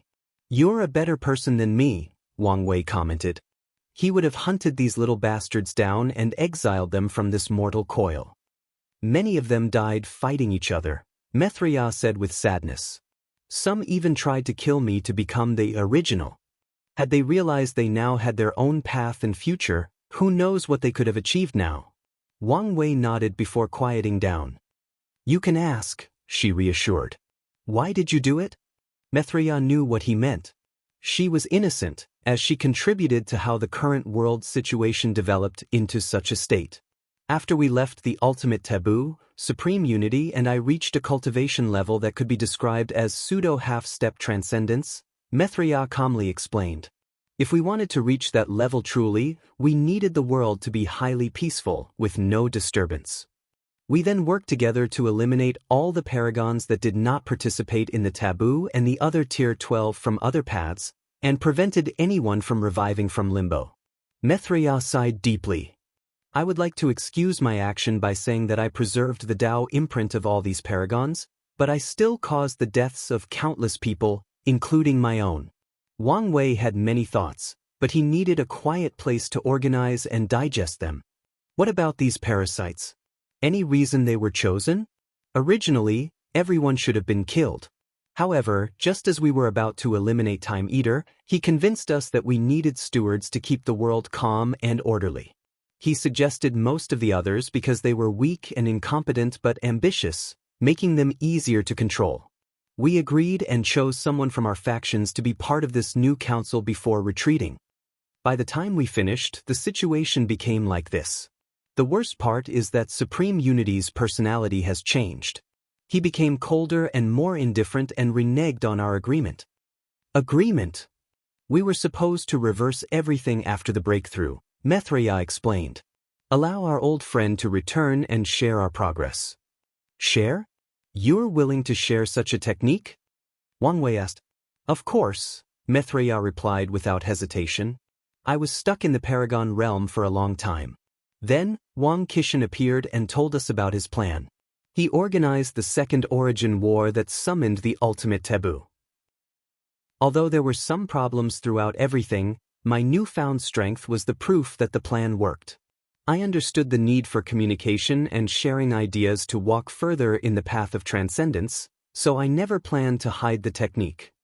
But Supreme Unity did not share your idea? Wang Wei asked. He did not.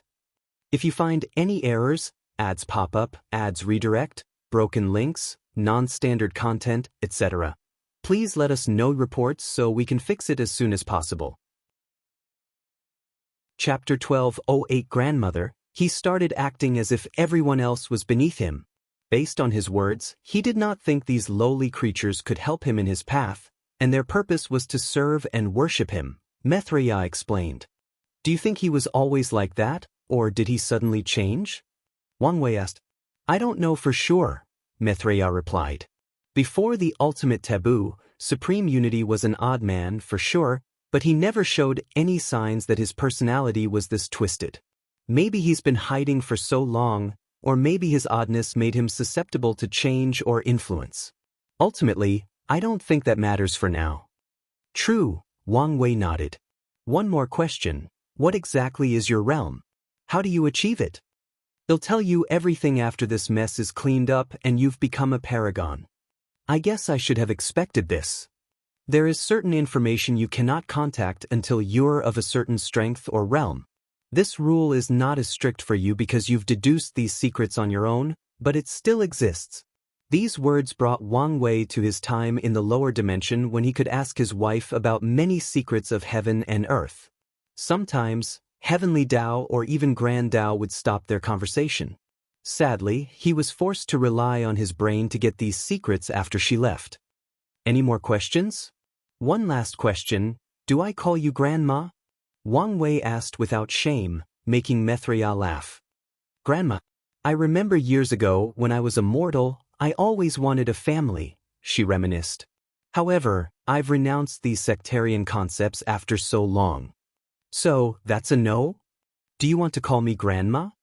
Who wouldn't want such powerful and hopefully doting grandparents? Wang Wei replied cheekily. Mithria's smile widened. As much as I would love for us to be this close, you should reserve that title for Mao Yu. She might indeed see it as a sign of disrespect. Wang Wei agreed, so he did not bring it on anymore. Now, let me ask you something.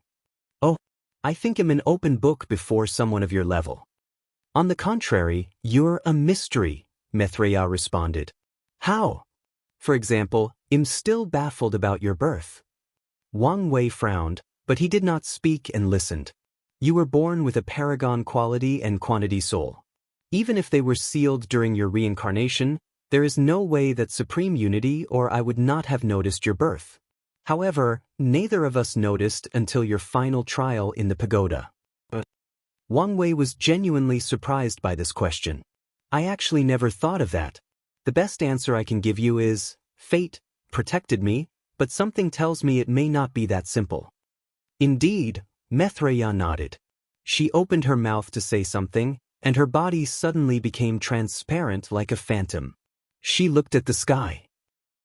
It seems we can't talk for much longer. A few words before I leave. First, Supreme Unity will be doing something significant. I don't know what it is, but his silence is worrying.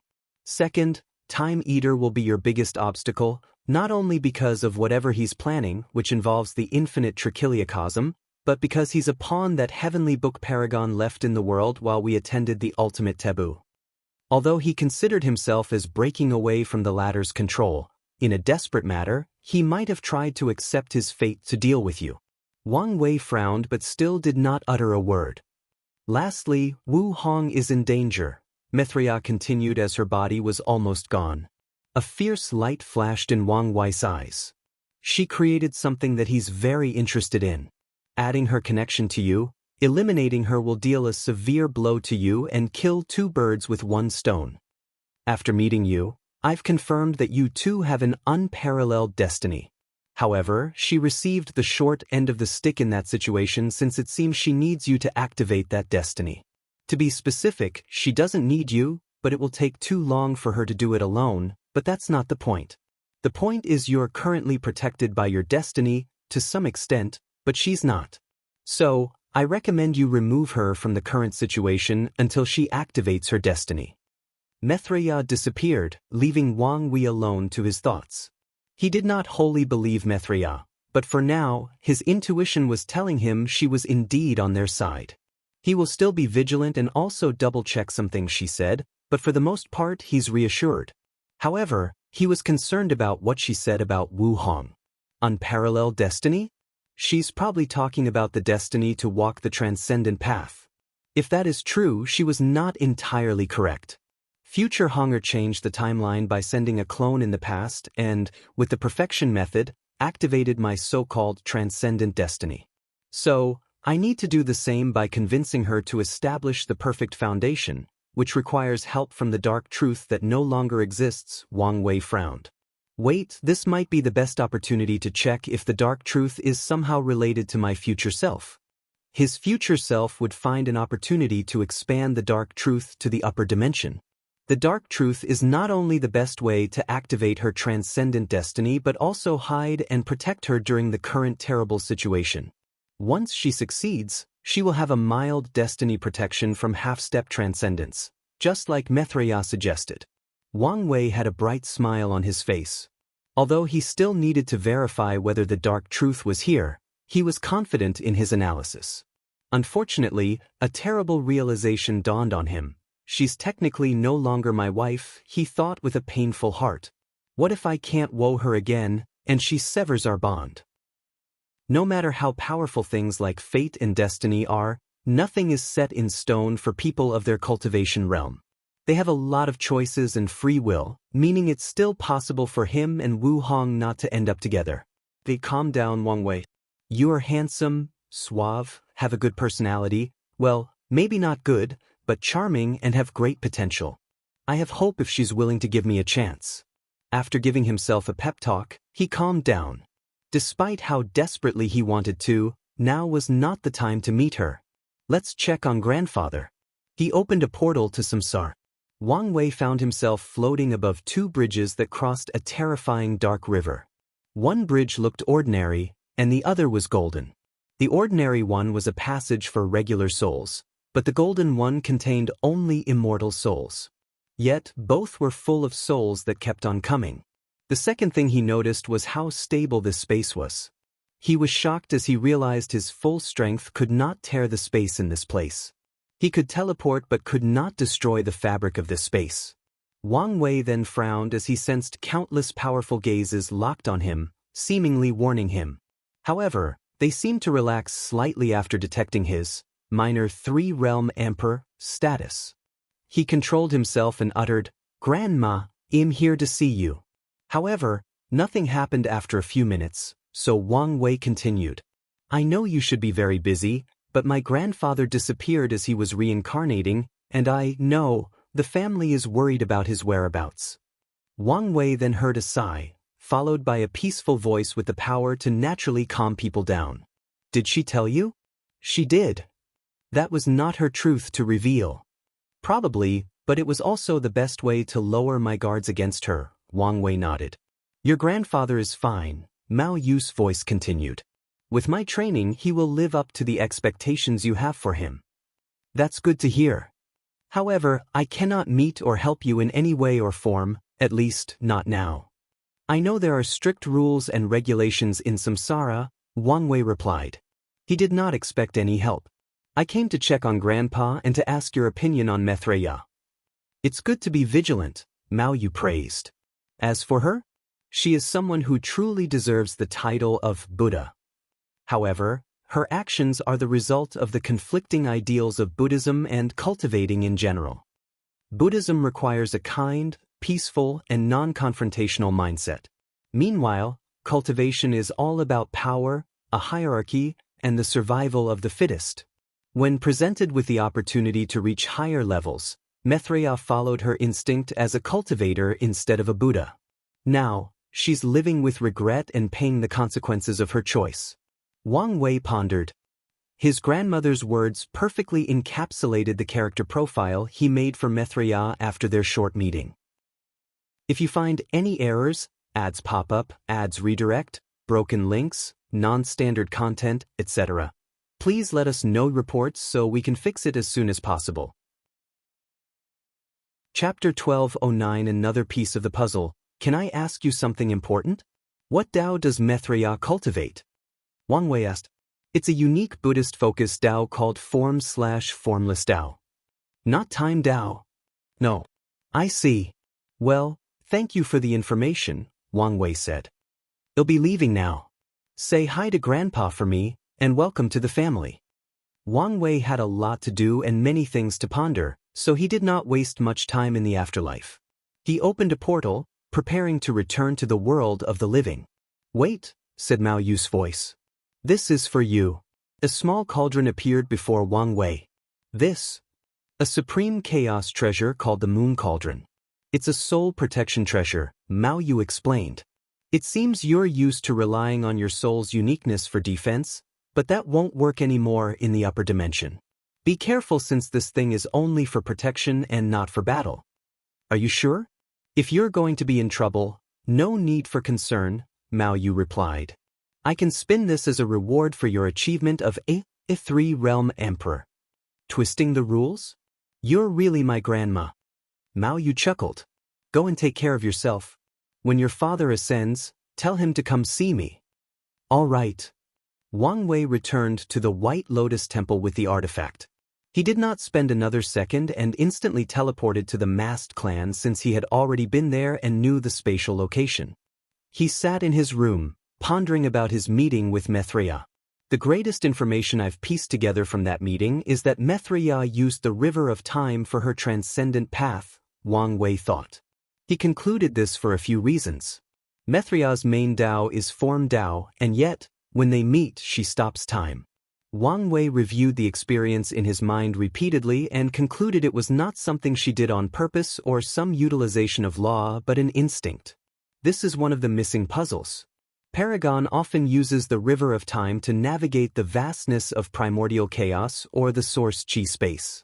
Their battle usually involved traveling to the past, eliminating their opponent when they were weak, and, on rare occasions, exploring the infinite Trichilia chasm. Supreme Unity wanted Paragons or their breakthrough to affect the eternal Ascension world, while Mithriya focused on protecting this world's branch of the River of Time. His eyes lit up. How to use the River of Time to become transcendent? Do you just absorb the enormous power from it? Or is it something like imitating its essence in our souls/sea of consciousness? Both were possible, but they could also be far from the truth. There is no point in thinking about this now. If she's telling the truth, he'll eventually know which method she used. An idea for achieving transcendence is one thing, and a concrete technique with specific instructions is another. Wang Wei then shifted his attention to what Mithriya said about his birth. He found another anomaly in his life, and now he wanted answers. I can try to go back and experience it after becoming a paragon. This was the only way he could think of, but that might not work. After all, if a power is involved that can even slip through Mithriya and Supreme Unity's eyes, the chances of him discovering it are almost zero. Why is my life so complicated? Wang Wei complained before summoning the moon cauldron. Habit is a terrifying thing. I would have suffered tremendously had she not reminded him. Wang Wei was so used to not having to worry about his soul that he almost suffered a terrible loss before learning from this mistake. From now on, I must gather Paragon tier soul cultivation techniques and resources. He imprinted on the artifact before waiting for everyone from the masked clan to gather. He spent his time reviewing all the clan's information and assessing their information-gathering capabilities. A month later, Wang Wei stood before a large field with countless members of the masked clan kneeling before him. He glanced at the prime mask at the front. Is that everyone? Yes, Lord. But from what I know, this is only 70% of your clan. It's like this. Wang Wei raised his hand to stop him. He looked in the distance, and with a thought, a countless karmic thread manifested from his palm. He tugged them, dragging countless more members into this dimension.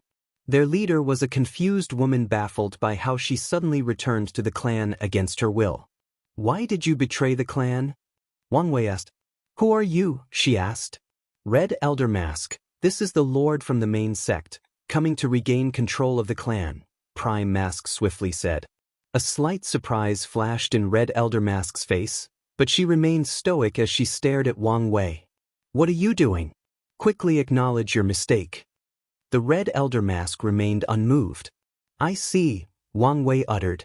You're an ambitious individual, so you resented that such an incompetent person was chosen as patriarch instead of you. She gritted her teeth. Our assassination branch performs the most demanding tasks with a low survival rate while these bastards stay comfortably in their position. Yet, we are looked over for the patriarch position every generation. Don't talk nonsense, yelled Prime Mask. No, let her speak, Wang Wei said. We simply refuse to be overlooked anymore, she finished. Wang Wei's eyes suddenly became profound, as if the fate of all sentient beings existed in them. Red Elder Mask's face turned pale. With that single gaze, she felt so tiny and weak. It was as if she was a bug facing not a human but a towering dragon. Her first instinct was to activate her inner world to resist, but her battle senses as a Dao ruler warned her that she would die faster if she did. As she was about to explode from the pressure, it suddenly dissipated. Wang Wei smiled. I like ambitious people, but only when they are competent. Luckily, your group is the only one I consider barely competent in this clan. He raised his palm, and the fate lines of all the masked clan members wrapped around his finger and palm. A rune emanated from his soul and fused with the line. Your fates are now mine, he declared before fixing his gaze on another elder of the black. This one was the yellow elder mask. Have a problem with what I did? The yellow elder mask's body trembled, and he swiftly lowered his head. You didn't have a problem when the sect supported you for who knows how long. Didn't you already know your fate from the day of your inception? No one said a word, so Wang Wei focused on the group at large. As I said, only the assassin squad is barely competent, meaning you'll need to undergo training, Wang Wei announced. From now on, you're members of my Fate Shadow Guard. I'll advise you to abandon all ideas and notions about your previous life. Do not cling to your former status and power since they are meaningless.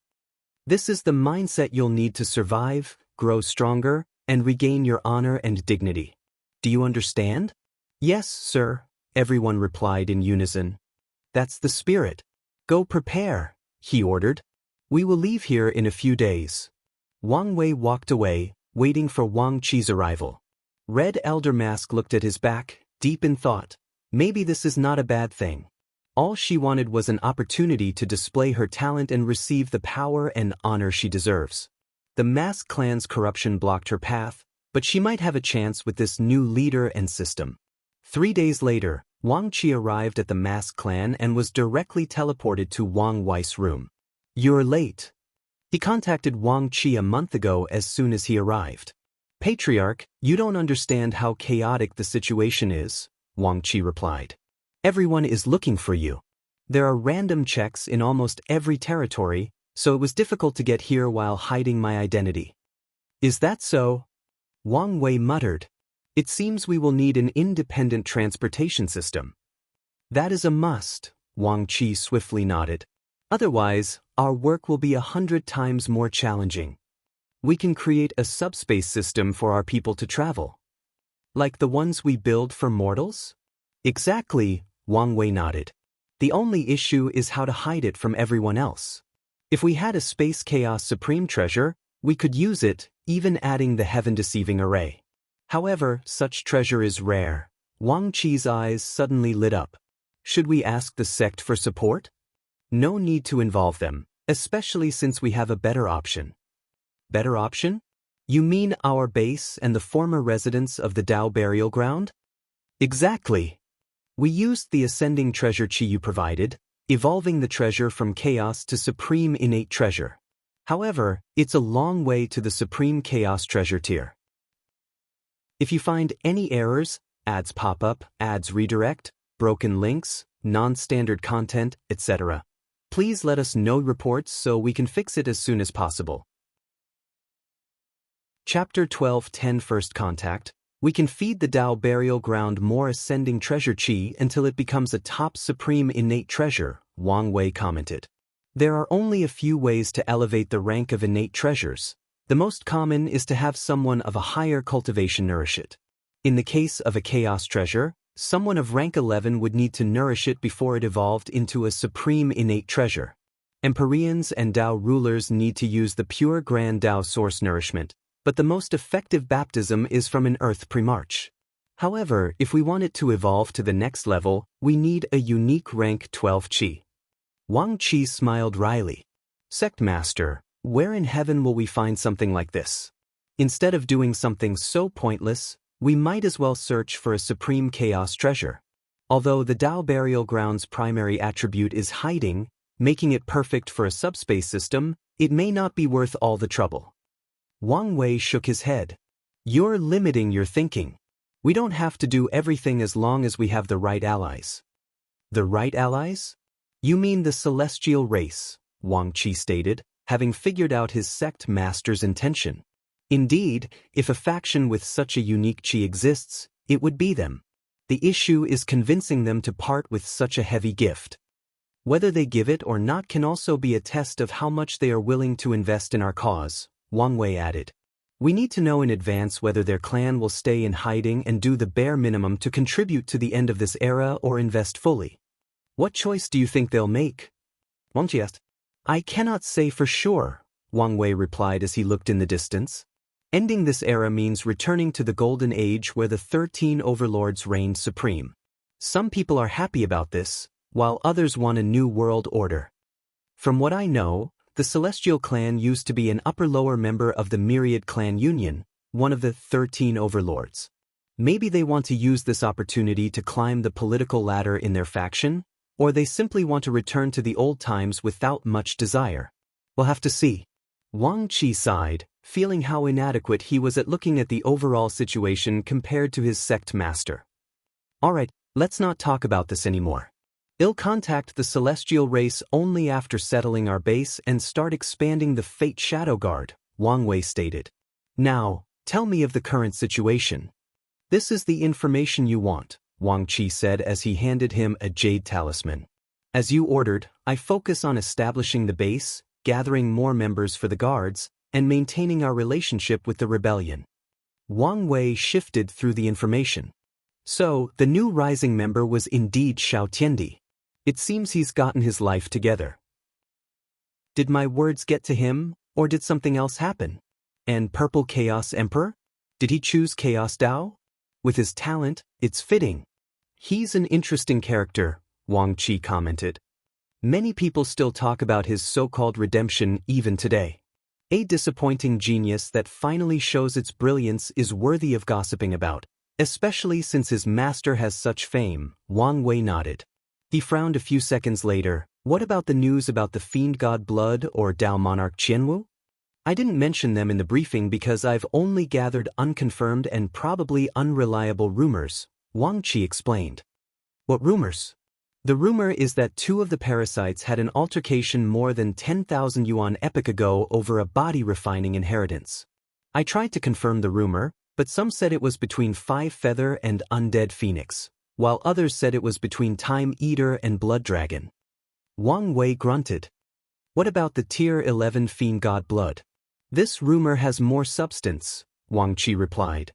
There is a chance that the treasury of the Divine Chu dynasty has some in reserve. Them? It seems I may have to visit Shirulin. Wang Wei remembered that kind and enthusiastic girl that can instantly change into an overbearing and domineering ruler during battle. Sect Master, is this wise? After all, she is the Earth Emperor's daughter.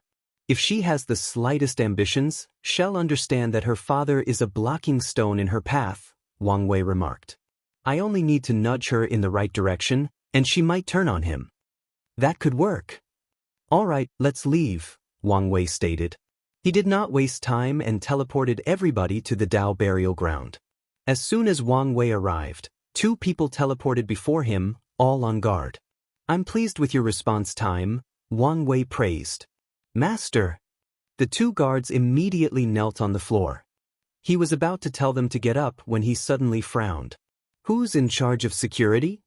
That would be Yen Wingzhu, code name Bright Shadow, replied one of the guards. Summon her. A petite woman dressed in black appeared a few seconds later, and she immediately knelt after seeing Wang Wei. Master! You've disappointed me. Bright Shadow's body trembled after hearing these words. There are 2 things that all guards fear and hate the most: mission failures, which are sometimes unavoidable, and the Master's disappointment. Master, what did I do wrong? She swiftly asked. Someone has infiltrated our base, and it's an Empyrean, Wang Wei stated calmly while looking in the distance. The base contained countless hidden dimensions that were mainly used for training. Bright Fate's face turned pale, and the situation worsened when Wang Wei's gaze shifted to all of them. You're also to blame for not discovering the intruder. The other already had sweat on their backs. We will accept punishment. The worst thing a guard can do is make excuses for its failure. I'll forgive you this time since you're still adapting to how things operate in the upper dimension. However, there should not be a second time, understand? We do. Good, Wang Wei nodded before pointing to the quiet masked clan members behind him. These are the recruits I brought. They have a special talent, so try incorporating it into our system.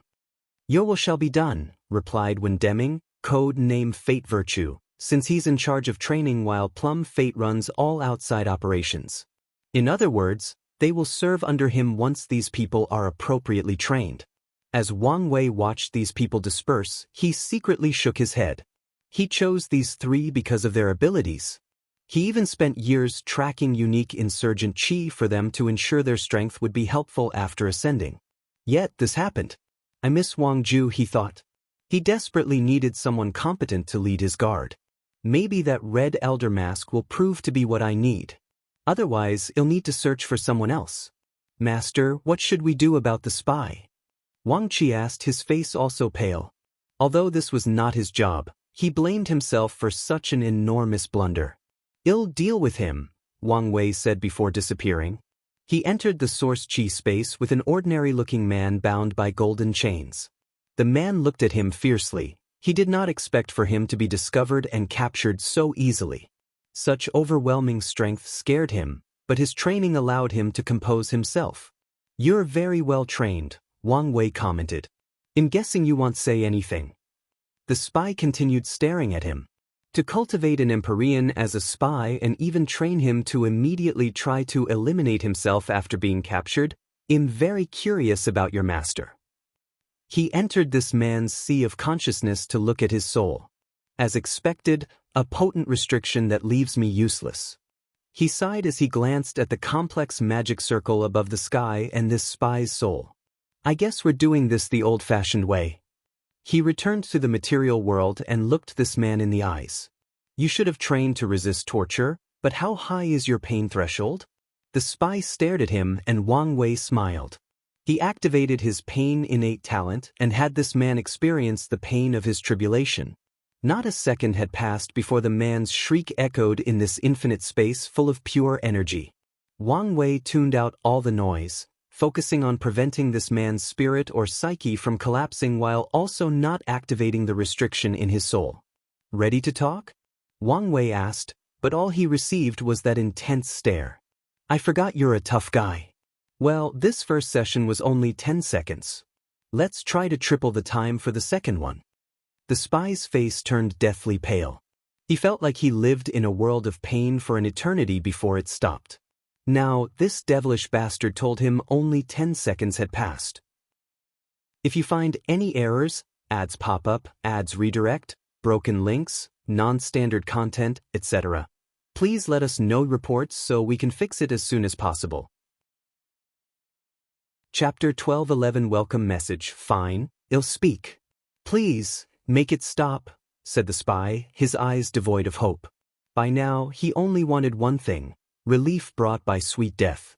Sadly, he knew this devil would never grant him his wish unless he spoke. Luckily, speaking is another way to fulfill his desire. Good, Wang Wei nodded. I'm going to ask you a question, and I want you to answer it exactly as I asked. Understand? The spy barely nodded. Let's see.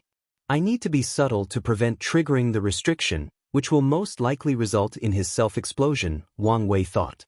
After compiling a plan, he summoned the Bashian turtle shell to boost his divination capabilities. His eyes turned all gray as he channeled the power of fate.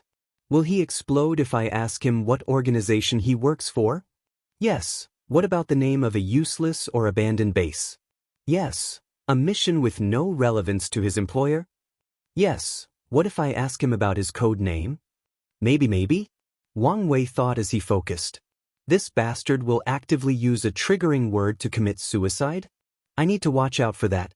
He continued his divination for a few seconds before asking the first question. Tell me all the places you've been to before arriving at our base. No need to be specific, just state the overall area, city, continent, or area. Such a strange question momentarily disoriented the spy, but he answered. Right before teleporting to the base, I was in Sunset City. Wang Wei nodded while observing this man intensely. Sunset City was one of the places where the Fate Shadow Guards recruited new members. Before that, I was on the Black Earth continent. There is a silence. Wang Wei cut him off. Do you want to experience it a fourth time? The spy's body trembled as he shut his mouth. He hesitated for a moment, but he saw Wang Wei's eyes. He told the latter of the last two places he was in before arriving here. If I follow his trajectory, he came from one of Taoism's territories. Is he from a faction under the Seven Cauldron? Or directly from Supreme Unity's core power? Wang Wei was deep in thought before asking the second question. Recount verbatim how a typical conversation with your subordinate usually goes. No need to mention any classified information or phrase. The spy was again puzzled, but he followed orders. It was odd to reenact a conversation, but whatever prevented him from suffering. So, his status was that of a vice commander, Wang Wei analyzed from the retelling. And there are more than one. How many Empyreans have you met in your life? What? I don't know. Quickly. About 125. Of these 125, how many did you attempt and succeed to kill? I've killed 34, failed 6 times. How many did you have a friendly spar with? 1. And why did you lose? Wang Wei continued, and after hearing this answer, Wang Wei thought. I can confirm 20 other vice commanders, all Empyreans. Now, let's check if Dao rulers and immortal sovereigns are in that position. He asked more questions about the other paths, about people the spy respected dearly without any specifics, and many more. About 33 vice commanders and 5 commanders, with a few that are likely everlasting, Wang Wei thought. Let's see if I can deduce their organizational structure from him. Wang Wei opened his mouth to ask something but stopped himself before uttering a single word. He looked in the distance. Already here? They are faster than I anticipated. He glanced at the spy, and without hesitation, he chopped his head and extinguished his soul. Wang Wei disappeared, leaving the headless body on the ground. A group of 5 individuals dressed in all white appeared. That body shape, it's Vice Commander Ershi, said one of the spies. Their leader, the only one whose clothes contained stripes of black, 24 to be exact, calmly observed everything. I can't believe he died so horribly. Wasn't his mission to investigate news about the Destined one? I can't believe that was his end. The people from the Stargazing Pavilion should have done a better job warning of the mission's difficulty. Vice Commander Ershi is an upper middle moon commander. Losing him is a great loss. Their leader frowned as he looked at the body. He suddenly felt something was wrong but could not pinpoint what exactly. Quiet, he ordered, stopping this nonsensical chatter. Someone go verify if his Dao imprint still exists. Yes, Vice Commander Ershi. They'll get to. Bang chains suddenly manifested out of nowhere, capturing everyone but the leader. A shield appeared around him, blocking Wang Wei's attack. It's you, Ershi declared after seeing Wang Wei's true face. He also understood what his intuition was warning him. His men are originally better trained than this and should not be discussing the organization's news so openly, even if they were in a safe space among colleagues. So, it's obvious someone used a spiritual influence technique on them to influence them to talk and reveal more information. So, you know me, Wang Wei said. The leader was correct, as he had gathered significant information from their conversation. Number 24? He should be a lower upper moon. If the person with the number 24 has the same cultivation as me, the strongest, number 33, should be a peak Empyrean. Wang Wei's gaze then shifted to this man's shield. It was not Ursa's strength that saved him, but a potent talisman. I pity you, Ershi suddenly declared after calming down. Do you know the fate of anyone who goes against our supreme ruler? Believe me when Wang Wei did not listen to him as he clenched his hand, releasing a power that broke apart the shield. Ursa's face contorted as he mobilized his 5-element Dao. Sadly for him, Wang Wei sealed him with a thought. A ruthless light flashed in Vice Commander Ursa's eyes, and it followed a small sword that left his head and immediately released a brilliant golden light that wiped out all energy/chi in the surroundings. Ershi immediately knew something was wrong when he realized he was alive despite his severe injuries. His suicidal endeavors should have taken his life as well. He looked at the perfectly intact Wang Wei. What kind of monster are you? He knew the Destined One should have just ascended, so he could not fathom how he was already this strong. You'll know soon, Wang Wei replied before using his technique, Fate Puppet. His fingers released gray strings attached to Ursa's body. He did not touch his soul but isolated it while controlling the body. Let's send a welcoming message, Wang Wei thought. He found the karmic link between Ershi and his Dao imprint in the Grand Dao source, leaving his true will on it to remove at the correct time. His next step was finding heirs his Dao imprint, which took a little time since he died. Luckily, he died before activating his motion, so Wang Wei was able to find him after using Karma Dao, divination, and the zoning of his Tao will. After properly killing Urshi, he checked the souls of the regular members with no success. He'll need to do something about these restrictions. However, I'm surprised Supreme Unity left Seven Cauldron in charge of making these restrictions instead of himself. Did it think it was beneath him? He probably thought such secrets were beneath him to protect personally. Wang Wei could see that only a few things would warrant the Taoist tyrant to place a restriction personally, and it should probably be something he genuinely wanted to hide from Mithraea. Wang Wei activated the restrictions and watched how these regular members exploded.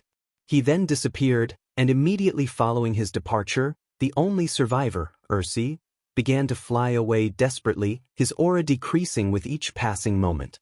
A few minutes later, another group found him in the Source Chi space. "Hurry, important news, Destined one is," Ursi muttered before passing out. The group was shocked and quickly fed him a healing pill. However, he did not wake up, so they returned to their base, hoping to wake him up to get the information he had acquired. Boom! Ursi's body exploded the moment they teleported to their base. The explosion was intense since he was an Empyrean, after all. However, the damage it created was zero. The people carrying his body were severely injured, but no one died. The reason is that the Paragon formation in their base immediately activated and isolated the blast. In fact, Wang Wei expected this outcome. That's why Ursi exploded instantly after arriving. He knew there would be a formation to detect that he was controlled. Regardless, he did not care since his purpose was to send a message and confirm that these people were part of Seven Cauldron's forces, which he did after sensing the blast's location. Once that was done, he removed Ursi's Tao imprint before returning to his base. If you find any errors, ads pop up, ads redirect, broken links, non-standard content, etc., please let us know reports so we can fix it as soon as possible. Chapter 12:12 Recruiting Unedited Chapter.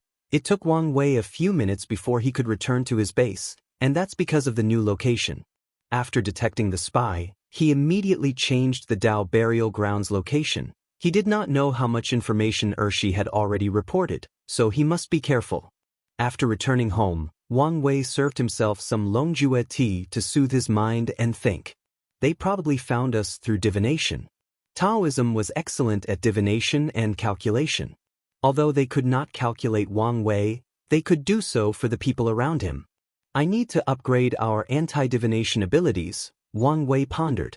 Not just that, I also need to improve their training method and how they operate. He realized that his Fate Shadow Guards were not the only ones who needed to change and adapt to how things operated in the upper dimension. It seems like there are too many things to do with very little time, Wang Wei thought as he sipped his drink. No, I feel this way because my mindset hasn't changed from the lower dimension. This war will not end in a few thousand years or even a few million years. This battle could take epochs, and I need to accept that and take things slowly. Wang Wei calmed down, readjusting his mindset and his plan. Once he finished the tea, he summoned Wang Qi. Sect Master. Go ask the rebellion for their information on Seven Cauldron's spy agency. No problem, but Sect Master, wouldn't this be a good opportunity for you to contact them? Wang Wei shook his head. Keeping an air of mystery will be more helpful to me in the early stages. Our first direct contact should also be with their leader, otherwise, some people might try to play political games, and I don't want to deal with such nonsense. As you wish. Wang Qi had a special communication room for contacting the rebellion, so he went to use it. A few minutes later, he sent a projection to Wang Wei's room. Sect Master, they are asking for payment? Wang Wei raised his hand to summon a head. Who's this? Vice Commander airs his head. How valuable is this? Wang Qi asked so he knows how to negotiate the maximum profit. Notability, even infamy, is crucial to their cause. So, claiming the kill for an Empyrean and one of such an organization is very valuable. It should be more than enough for high-level and detailed news. Wang Qi took the head and disappeared. He returned 2 hours later with a scroll. The Hidden Sun Moon Sect? Wang Wei read everything, gaining a deeper understanding of this organization. 3 things caught his attention after reading this briefing. Firstly, the rebellion mentioned how talented and scary the leader of this sect, the first son, was. They even stated that the first son was one of the few Empyreans their leader was wary of. Secondly, a brief passage mentions how the hidden Sun Moon sect was the second most powerful spy agency amongst the parasites, at least regarding information-gathering ability and assassination. Wang Wei was intrigued about who had the best shadow guards under their control, but that was not the main point he noticed from this briefing. After Betrayal and Supreme Unity's rise, people should refrain from using the word sun or any iconography related to the sun, just like rulers or kings cannot call themselves emperors in the lower dimension. It's the same for the 7 moons, but on a much lower level. However, Seven Cauldron not only named his faction after the sun and moon, he even named their commander the first sun. So, either I'm overthinking this small detail, or there is something more behind such choices. Wang Wei did not believe he was overthinking. The higher the cultivation, the bigger a cultivator's ego usually is, making them care about such insignificant things. The only way for Seven Cauldron to make such a blunder would be if he were indeed politically illiterate, but even if that were the case, someone would have reminded him. With their high self-esteem, the other moons would have definitely confronted him because his vice commanders are classified using the moon. They might even have pressured him to change it, yet the name remains. The more I think about it, the more significant this small detail seems, Wang Wei concluded. Let's see if this information will go somewhere. He looked at Wang Qi. You did an excellent job. The information revealed was way more than Wang Wei expected. Thank you for the praise, Sect Master, but I'm just doing my job. It's good that you take your duty seriously and are good at it, but don't neglect your cultivation, Wang Wei warned. You know how vast and complex this world is. Your fate will be terrible without strength. I understand this clearly, Wang Qi replied. Good. Wang Wei dismissed him before proceeding to his next task, recruitment. He activated his Soul Flower ability, accessing the Soul Network. Oh my heaven, so many souls, Wang Wei commented. If he considered the souls he saw as a single grain of sand, there were enough to fill the entire observable universe on Earth with still a significant amount of people left. Wang Wei sighed. Moments like this showed him how small and insignificant he is. He controlled himself to focus on his ability. There were a few areas with a vague outline, signifying places with a Tier 11 formation of one of the paths. However, he did not care since even the ones with Empyrean's formation meant that he needed to take time to break into them if he wished. So he focused on the all-black areas. Tier 12 protections, Wang Wei thought briefly before frowning. He noticed countless souls with marks on them. Too many people with restrictions in their souls, he complained. Let's filter these souls out, he muttered. He first removed all the mortals with no cultivation, which eliminated 60% of the souls, a number that shocked him since mortals make up 80% of the population in the lower dimension. He eliminated the souls with restrictions he could not currently deal with, followed by the ones with deep backgrounds and abundant resources. Lastly, he eliminated anyone with a cultivation less than Tier 7. The next step is the hulls and systems. Wang Wei quickly finished everything before forcefully summoning these chosen souls. Many cultivators from Tier 7 to Tier 11 and from all paths gathered in a large room with gray fog for a sky. Wang Wei sat cross-legged in the sky above him. A few Empyreans did not like someone floating above their heads and prepared to display their strength. However, the wise ones knew better since someone who could summon so many souls at once should not be trifled with. Wang Wei released a bit of his soul pressure, suppressing these bold individuals. Many of you should have heard rumors of me, for I am the Destined One charged with ending this terrible era, he declared. I have chosen you because of your talent and abilities. Sadly, fate was not kind, so it did not give luck or destiny. You've come so far without any reliance and background. The people listened attentively. I come with an opportunity, Wang Wei. Source stones, formations, pills, talismans, weapons, luck, anything you want you can get it. He smiled. Of course, you've lived long enough to understand that there is no free lunch in the cultivation world. So, what do I want in return? Well, It doesn't take a genius to figure that out. I want help to end this insufferable era. Your cultivation journey was arduous, making you value power even more. Sadly for most of you, the path ahead is blocked, and all resources are strictly controlled by either those parasites or those ancient sections. Wang Wei raised his hands to summon a few buildings created from the fog. If you choose to join my Changing Fate Hall, here is how things will operate. There is the Mission Hall. You can choose missions, and upon completion, you will receive Dao Source or Fate Points based on your choice. Fate Points come with a 5% discount for all purchases, and it's also a system to increase your rank to access some rare-level resources. He summoned another building. There is the Resource Hall, where you can exchange almost everything, including cultivation, rare qi, and even longevity resources. There is the Profession Hall.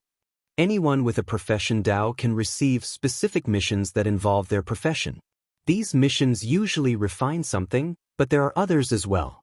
And yes, the materials will be provided, and you can keep the extras.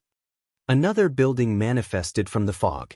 The Information Hall. You can exchange and sell news, secrets, and rumors. Lastly, there is Prime Hall. This hall is for people who truly wish to follow me instead of only using this transactional method of exchange. You can imagine the benefits and risks of this hall so that I won't say any more. Wang Wei finished. Any question? If you find any errors, ads pop up, ads redirect, broken links, non-standard content, etc., please let us know reports so we can fix it as soon as possible. Chapter 12-13 The Changing Fate Hall, and I added the Information Hall in the previous chapter. Empyrean White Cloud was an old man dressed in all white robes with golden cloud patterns. His long hair was white, along with his beard that reached his chest. He calmly listened to this person's words. There is no way for him to be the Destined One, he thought. Many information agencies have deduced that the Chosen One is from the lower dimension. However, the person in front of him was an Empyrean. No matter how talented and blessed that son of an era is, they could not have become an Empyrean in a barren place like the lower dimension or the short period after ascending. I don't care whether he's some ambitious tyrant who wants to use the Chosen One's names to build power, White Cloud thought. I care about what benefit he can provide me. The Limitless Exchange Hall was forcefully scattered into smaller parts, making life for loose cultivators harder than usual. So, it might not be bad if someone else takes its place. The room was quiet, and everyone left to their thoughts. Finally, after more than 2 minutes, someone asked a question. "How may we address you, Your Excellency?" asked a woman in a purple dress. "You can call me Empyrean Wang or Empyrean Fate," Wang Wei replied. Wang was both a common and rare name. Many people had that surname, but 2 families who reached the peak of this world also had that name. So, they could not tell whether he was part of those families or just someone with that name. However, using the title, Fate, implied that it was his Dao, which was significant information since it was an outlaw Dao. "You said this was an invitation?" "Correct." "Meaning we can reject this offer?" she continued. "Also correct." She looked at him as if discerning whether he was telling the truth. "You don't need to worry about rejecting me," Wang Wei reassured. "All that's going to happen is you lose your memory of today's event." The purple dress woman frowned. She and many others did not like the idea of someone messing with their memories. "Why should we allow such a thing?" someone suddenly yelled. "Because the alternative is death," Wang Wei replied calmly before releasing his paragon soul pressure, suppressing all the trillions of cultivators present in the room, forcing them to their knees. "That's definitely a paragon soul," Empyrean White Cloud thought. "This bastard is a paragon who either survived the cleaning or just broke through secretly and began building his power." He was sure of his analysis, however, he still hadn't figured out why this guy was masquerading as an Empyrean. "I am an advocate for free will and choices," Wang Wei calmly stated. "I believe someone who chooses to do something is better than one who is forced to do so. That's why I showed my kindness by giving you the choice. But do not ever mistake my kindness for weakness. Now, make your choice. Accept my offer and take this opportunity," or continue your life of struggling and competing for the scraps of the elite. After hearing that sentence, many of these cultivators felt a fiery light flash in their eyes, as it was too close to home. They had no choice but to fight for their resources, but in this era, said resources were the things these top lineages did not want or care about. The Limitless Exchange Hall was the only faction amongst the 13 Overlord dedicated to loose cultivators. However, after its founder disappeared in the ultimate taboo, this era's rulers almost destroyed their headquarters. They forced all the branches to operate independently, thus drastically weakening them in the process. After contemplating, many people chose to leave for various reasons, mainly because they didn't want to face the 7 moons and 2 suns. Although the current situation showed things were not looking good for them, they still did not want to be the enemy of these cruel and heartless bastards. As for the so-called chosen one, well, these people did not care. Throughout history, there have been countless sons/daughters of Era who died horribly before achieving their destiny or had it stolen by others. Wang Wei did not say anything more to the people who chose to leave. He waved his hand to teleport them away with their memories missing. He kept his word and did not kill them, at least not now. He knew some cultivators would check on these rejects to ensure he kept his promise. The changing Fate Hall had just been established and needed a positive brand or image. So, Wang Wei plans to monitor them before slowly killing them over time. He did not want to do that, but this world is vast and full of possibilities. Although he used some power of his Paragon Soul to erase their memories, he could not guarantee that someone would not be able to retrieve them. Unfortunately, their death will drastically reduce that possibility. I'm glad that so many of you stayed. I promise you that the future will prove how correct your choice is, Wang Wei stated before pointing at these people, leaving a mark on their souls. No one said a word since they expected this. After all, they were joining a secret society, so secrecy and control were everything. The people who could not accept that had already left. Wang Wei left, and the recruits took a moment to review the ability of the mark and the message it left them about how things operated in this hall. After a few minutes, everybody flew to different halls. While most people headed to the mission hall, Empyrean White Cloud chose the information hall.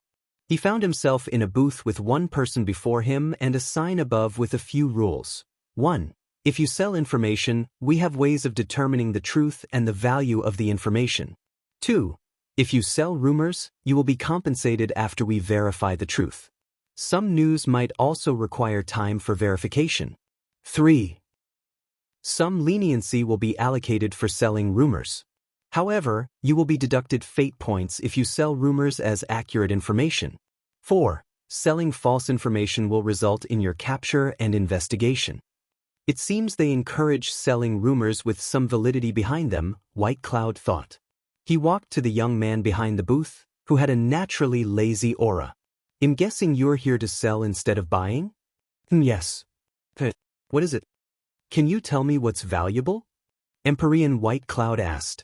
Currently, news about the parasites are the most valued. White Cloud immediately noticed the word parasite, as this was the most widespread derogatory word used to describe the current rulers. After that is information about lost history, secret realms, and places with rare spiritual herbs or ores. I see, White Cloud uttered before taking a moment to ponder. Someone from the Undead Phoenix once tried to recruit me. Oh. They said they were from the Immortal Legion and promised me immortality even better than everlasting Empyreans. You didn't accept such a good offer? Asked the booth man. Such a thing was too good to be true, replied White Cloud.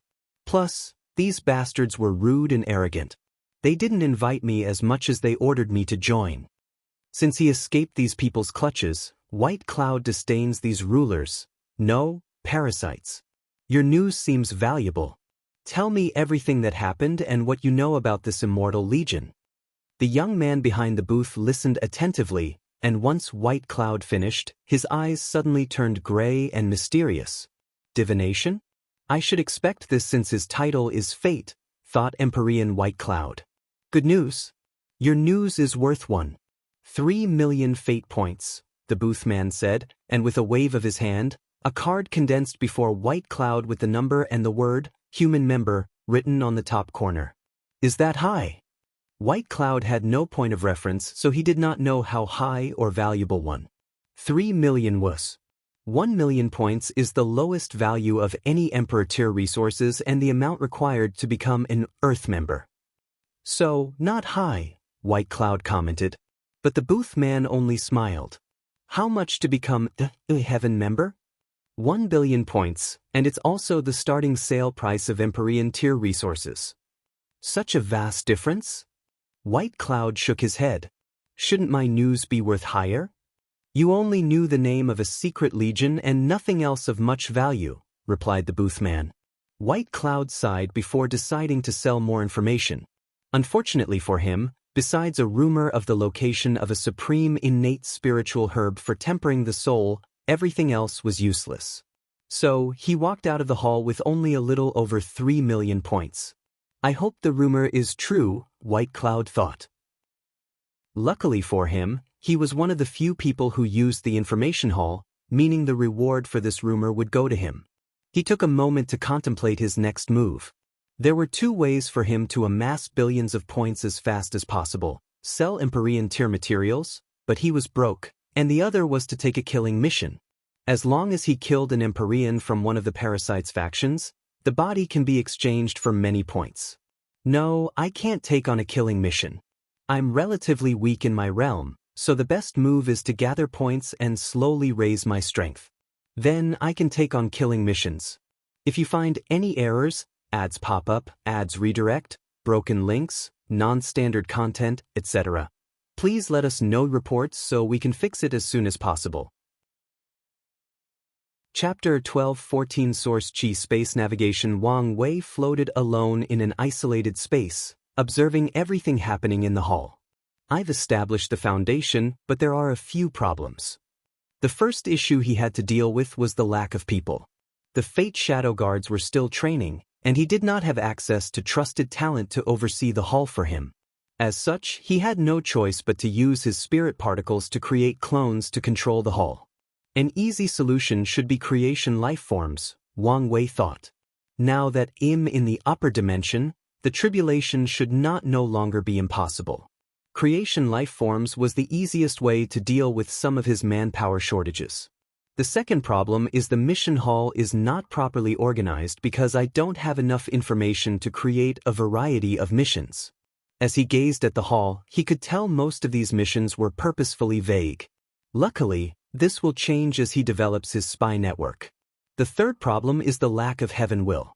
Wang Wei did not worry about the training resources for immortals since the sect provided him with ample.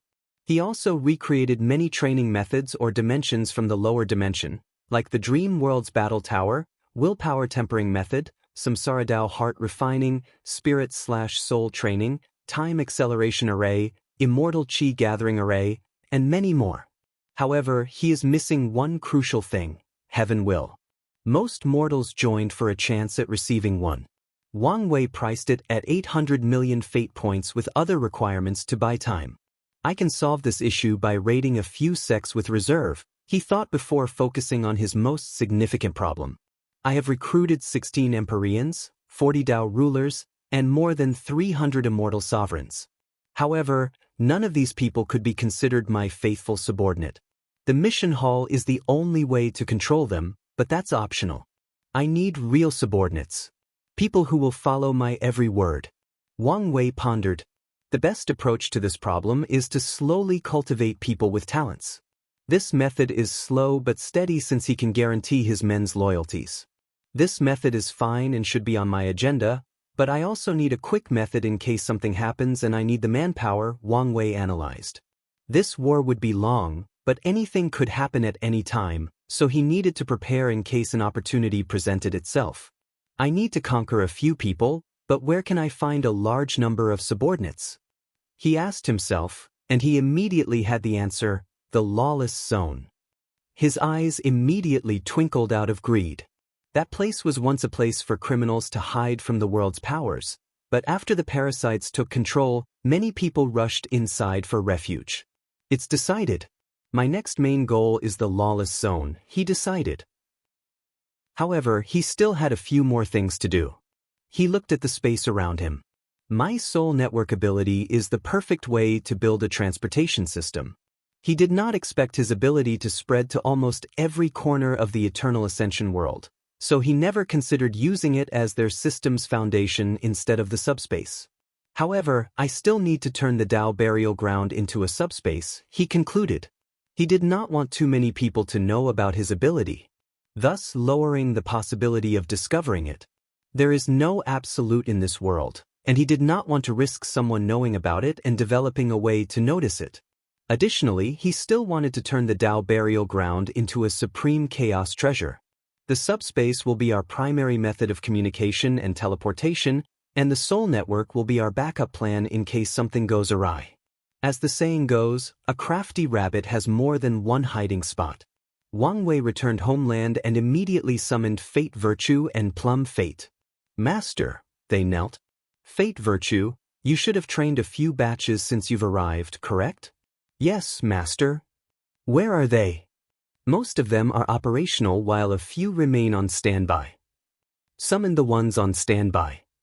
Fate Virtue whistled, and countless shadows materialized behind him.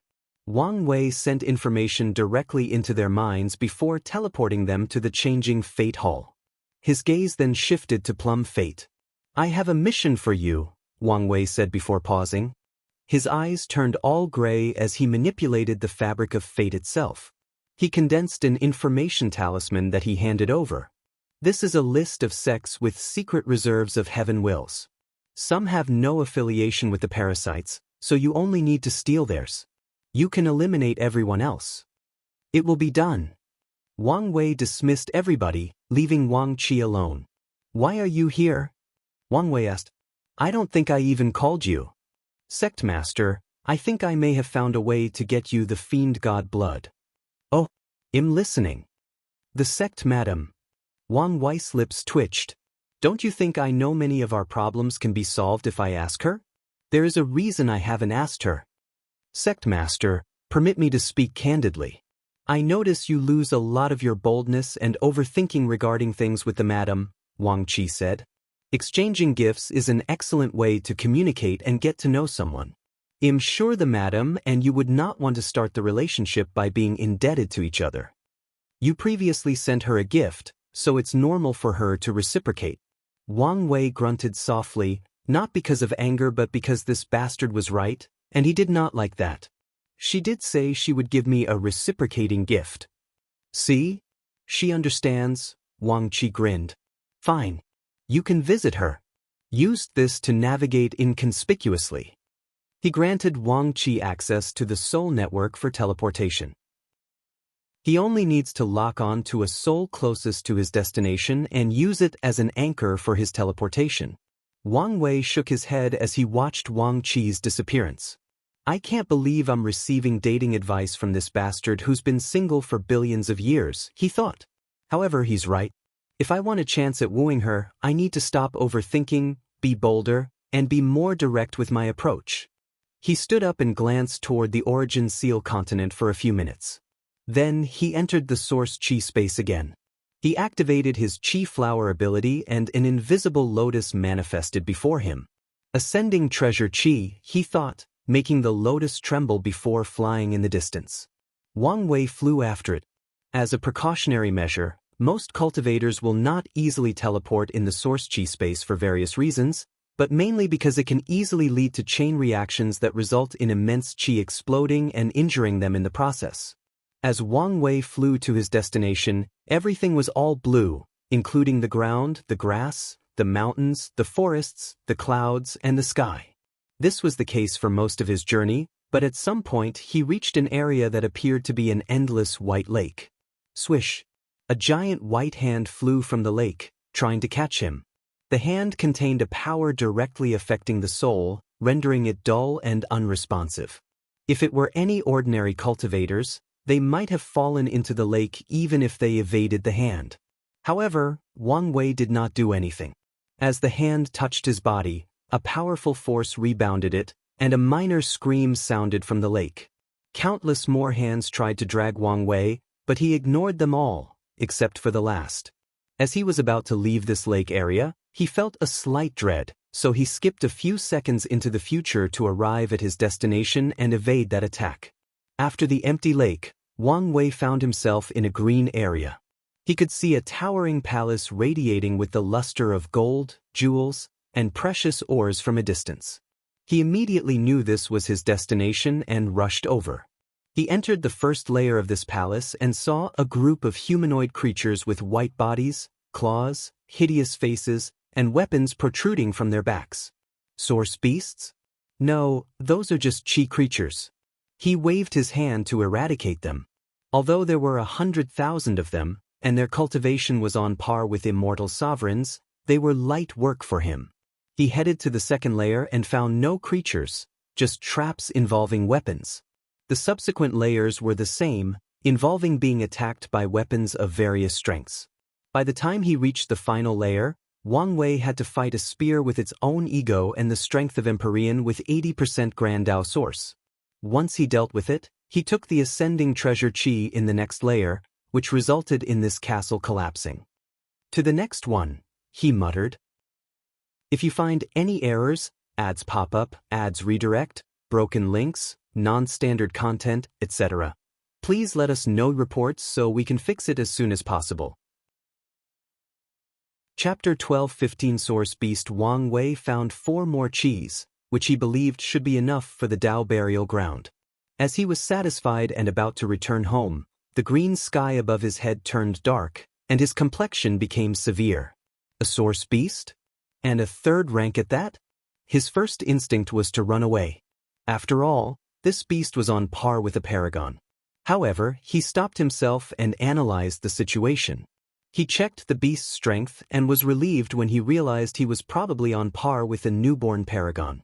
This is a good way to test my strength, Wang Wei thought before controlling his body to release a few drops of blood into the ground. Less than 10 seconds later, a terrifying creature appeared before him.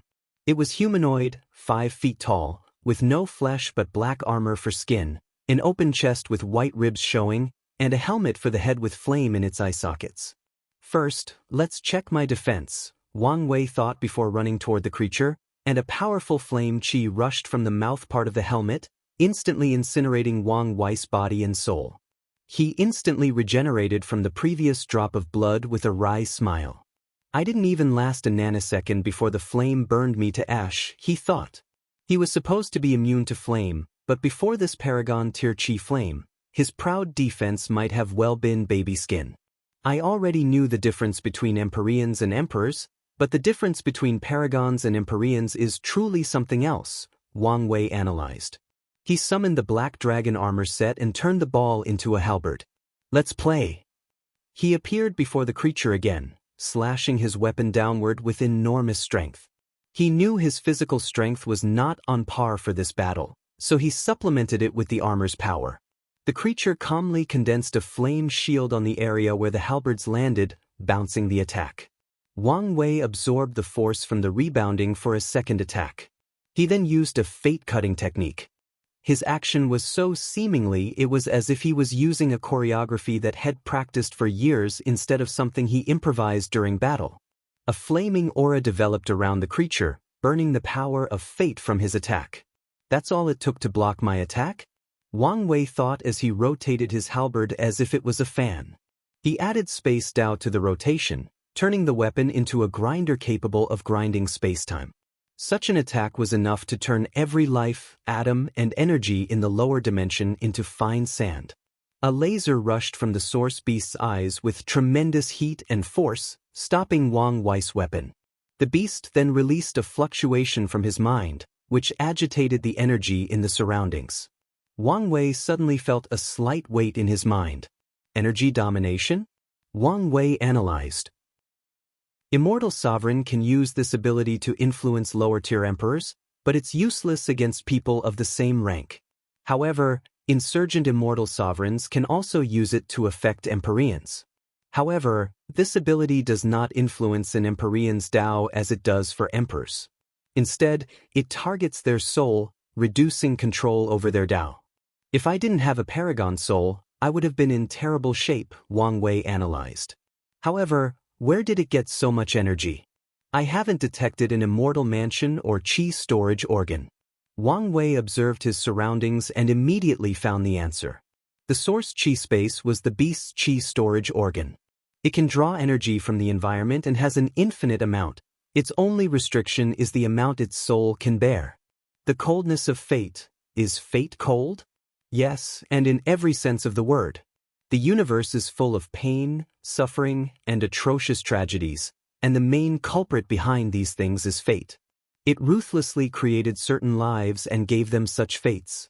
A terrifying chill, even worse than the coldness from hell, rushed from Wang Wei's halberd. He used the creature's opposite element to attack it, which should have worked.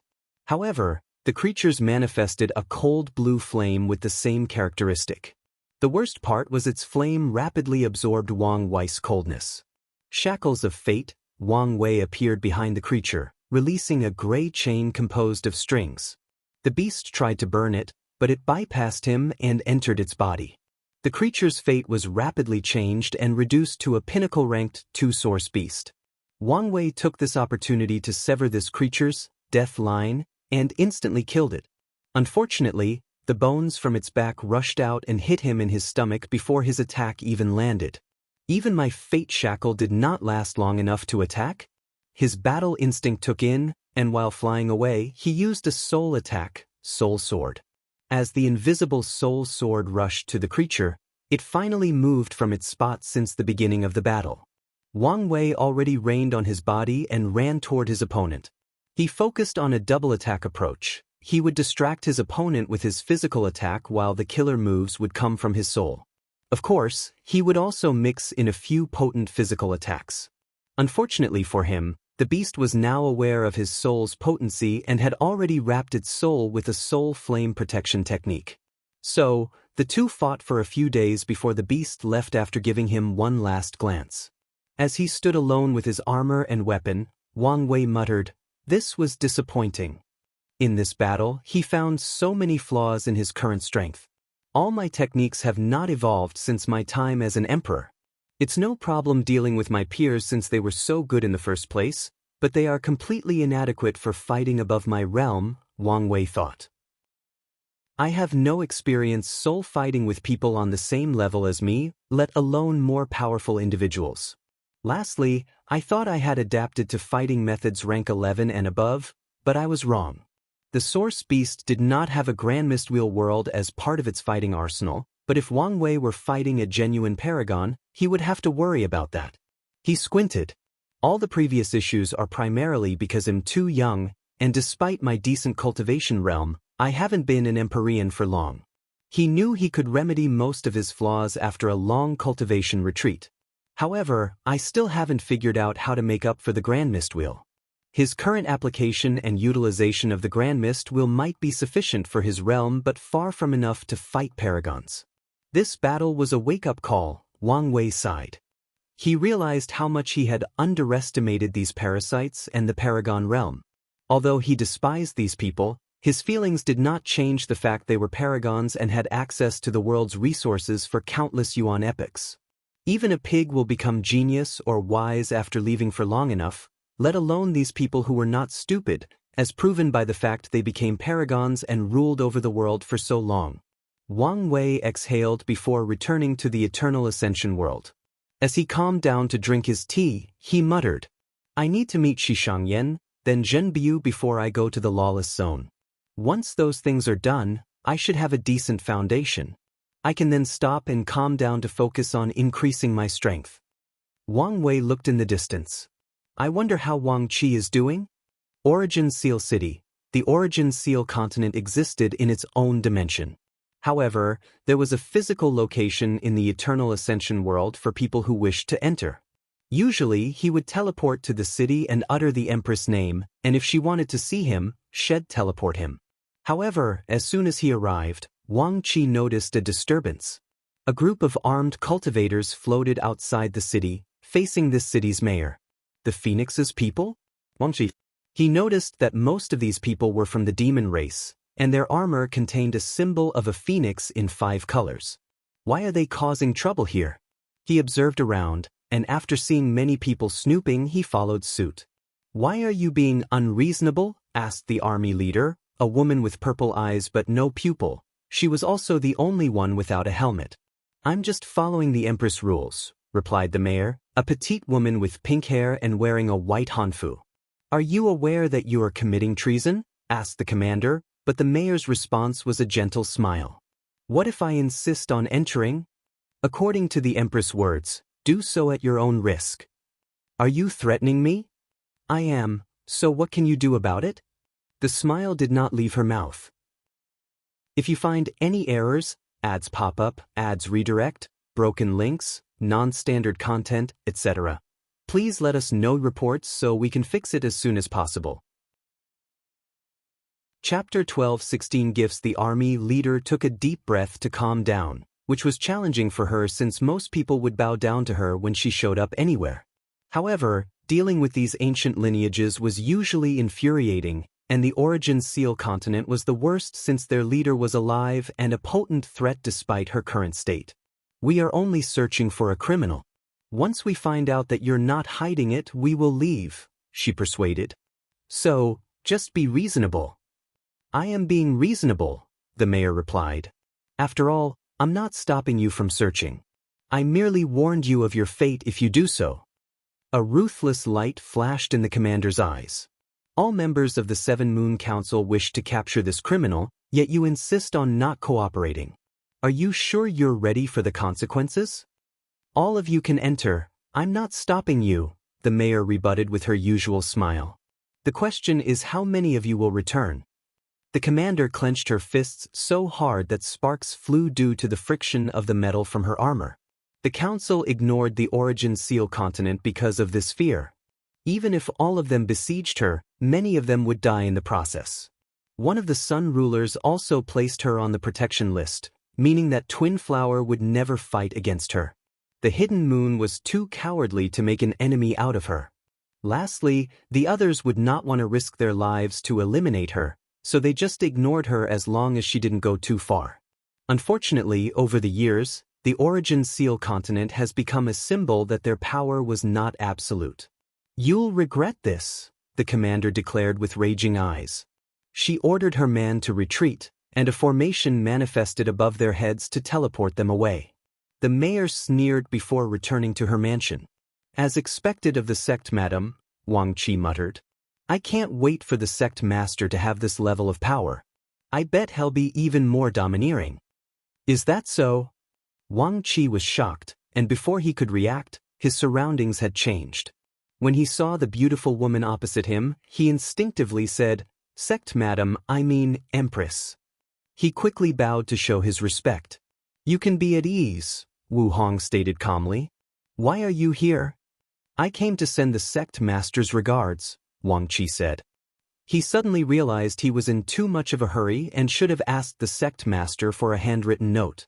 However, it was too late, so he decided to improvise. He wanted you to know he was here and was doing fine. Is that so? Wu Hong muttered. She thought briefly, and as she was about to say something, she sensed something outside the cultivation room. She sighed mentally before opening the formation. What do you want? I sense someone with the sect's luck has arrived. I thought the kid came to see you, Yan Hai replied. Ancestor, Wang Qi said in surprise before bowing even deeper. If his worship of Wu Hong was more out of fear for her strength, this one was out of respect for his sect's founder. You can stand up, Yan Hai nodded. I don't recognize you, but you have Turtle's aura. The Turtle Shell Emperor was the one who gifted my immortality. Since you're alive, I'm guessing you did not abandon your role as guardian? I would never, Wang Qi quickly said. The sect master needed some talent, and he chose me. That's good, Yan Hai nodded. How is that boy Wang Wei doing? Has he contacted the sect?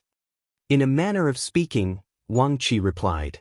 The sect master doesn't want to get the sect too involved, but they've provided resources as a starting fund.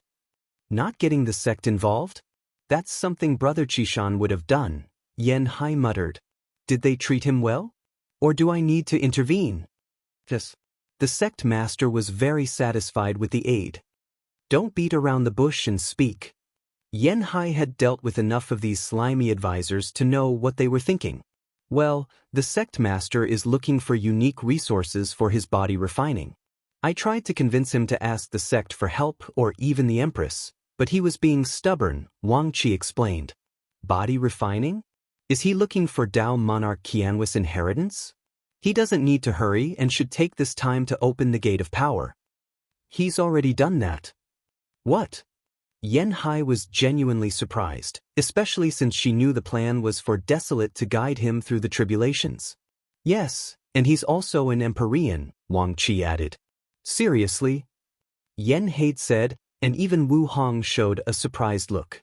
I knew he would have a lot of merit after creating so many memorialized Lux, but this is something else. He's probably the youngest Empyrean in history, even with time formation. No, not just the youngest Empyrean, but the youngest person to achieve Tier 11 in both paths. Wang Qi wanted to brag about this sect master before the sect madam but decided not to be too obvious. Anyway, the sect master's accomplishments spoke for themselves. Yan Hai turned to look at Wu Hong. Why are you looking at me? He's your husband, and am currently using all my Tier 11 body refining resources. He's not my husband, she corrected. Husband, husband's seed, preparatory husband, husband to be, all the same. Wu Hong wanted to curse. She did not know how long she had wished that her rigid time nexus was not a husband but a pair of sworn brothers like this lucky woman, especially after learning about the man's identity and how complicated seniority would become. Wu Hong sighed before summoning 2 boxes with runes engraved. She opened the first one to reveal a clear drop of blood containing the cosmos. Wang Qi immediately felt a terrifying pressure weighing on him. He might have been forced to kneel without the box's suppression. This is from an adult fiend god with space primordial law. And the second one is from an elder feed god with life primordial law. I have nothing related to fate, so those must do. I'm sure, no, I know the sect master will appreciate it, Wang Qi swiftly said. Do you want to give him the 11th and 12th revolution you've created? Wang asked. No. Let him create his version. Then, we can compare and maybe fuse the best parts into a supreme technique, Yan Hai replied before focusing on Wang Qi. I can't let you go empty-handed. I don't want that boy to start saying his ancestor is cheap. Yan Hai summoned a small tree on her palm surrounded by a golden light. This is a peach tree of wisdom. Its function is the same as the Bodhi tree, and its rank is Tier 12. Tell him I'm not giving it to him but lending it since the tree is not mine but the sect's public property. She took this thing to Ultimate Taboo to help her understand if they found a transcendent method. As such, she never had a chance to return it. I will tell him, Wang Qi nodded as he carefully put the tree away. Anything else? Yan Hai asked. If he needs any help you can ask now. I think that's it for now, Wang Qi replied. The sect master has a plan and is executing them. So, I think everything will be fine. That's good to hear, Yan Hai nodded. If he can kill these bastards, our people can return, and we can work together to find a way to kill or exile Supreme Unity. Things can return to normal again. What if he fails? Wang asked. Then we'll use Plan B, which is... You and I go on a rampage and kill these bastards, Yan Hai said. We might die, but it will be worth it since the others can find a way to revive us from limbo. You make it sound so simple. Isn't it? Most of us had our existence damaged, so even reviving our strength will be weakened, Wu Hong explained. We can use abundant resources to fix the problem, but it will still take time. How many people will revive knowing they will be weakened and someone as powerful as Supreme Unity above their heads? Not to mention Mithria. You might believe her, but many others won't. In their eyes, she might be as bad as him. The problem was never these 8 parasites, but the other 2. You may be correct, but you also can't disagree that removing these 8 will make the situation much less complicated, especially that slimy time eater, Yan Hai replied. I don't know what he's planning, but my intuition tells me I won't like it. Wang Qi stood silently to the side, wondering whether he should be listening to these things. However, he realized this was significant news he could bring to the Patriarch. If you find any errors, ads pop up, ads redirect, broken links, non-standard content, etc., Please let us know reports so we can fix it as soon as possible. Chapter 12-17 Divided Love. Why are you still here? Yanhai asked, making Wang Qi smile wryly. Ancestor, I can't leave by myself, he replied. Plus, I would like to ask the Empress and the ancestors if you have any words you would like me to pass to the Patriarch. Just tell him to be careful. This world is way more dangerous than the lower dimension, Yanhai answered with a frown. It was like she thought of something unpleasant. Maybe I should give him some of my sword slaves for protection. No, his life can't be too comfortable. Otherwise, hell turn into a waste. Yanhai made her decision, so she looked at her old friend. Tell him we'll meet at Su Junyo's banquet, Wu Hong replied briefly. Wang Qi's body suddenly visibly paused. Is there a problem? No, no problem, Wang Qi swiftly said. He'll make sure he gets the news. Wu Hong scrutinized him for a few seconds but did not say anything. She waved his hand, and he disappeared from the room. You were actually thinking about lending him your sword slaves? Wang asked. Since when were you so soft? The sword slaves are, without a doubt, the Dao opening sect's greatest military power. Yanhai gathered people across the globe with swordsmanship talent and trained them herself. However, that's not why they are so influential or renowned despite the terrible name. Countless lineages will pay the Dao opening sect an excessive amount to allow their swordsmen to experience the sword slave training. Additionally, whenever someone challenged Yanhai for the sword Dao position, she would force that person into the sword slave if their strength did not meet her standard. The Sword Path League, one of the 13 overlords, hated and loved the sword slaves. They were supposed to be the lineage with the most potent sword cultivator or army, yet all these accolades went to Yanhai, the Sword Empress. The sword slaves only listened to Yanhai, and throughout the Dao opening sect's history, she has never used them to protect one of their talents. She rarely deployed them unless something significant occurred. It's because of something Qishan said at the end of the ultimate taboo, Yanhai explained. Oh. In some way, he predicted this kid's arrival, she continued. Wu Hong squinted her eyes. What did he say? He said he reached the end of his destiny. He brought the world to the age of half-step transcendent but went about it incorrectly, thus cutting his path forward. Destiny was no longer on his side. Yanhai sighed. He predicted someone else would come along to properly finish what he started.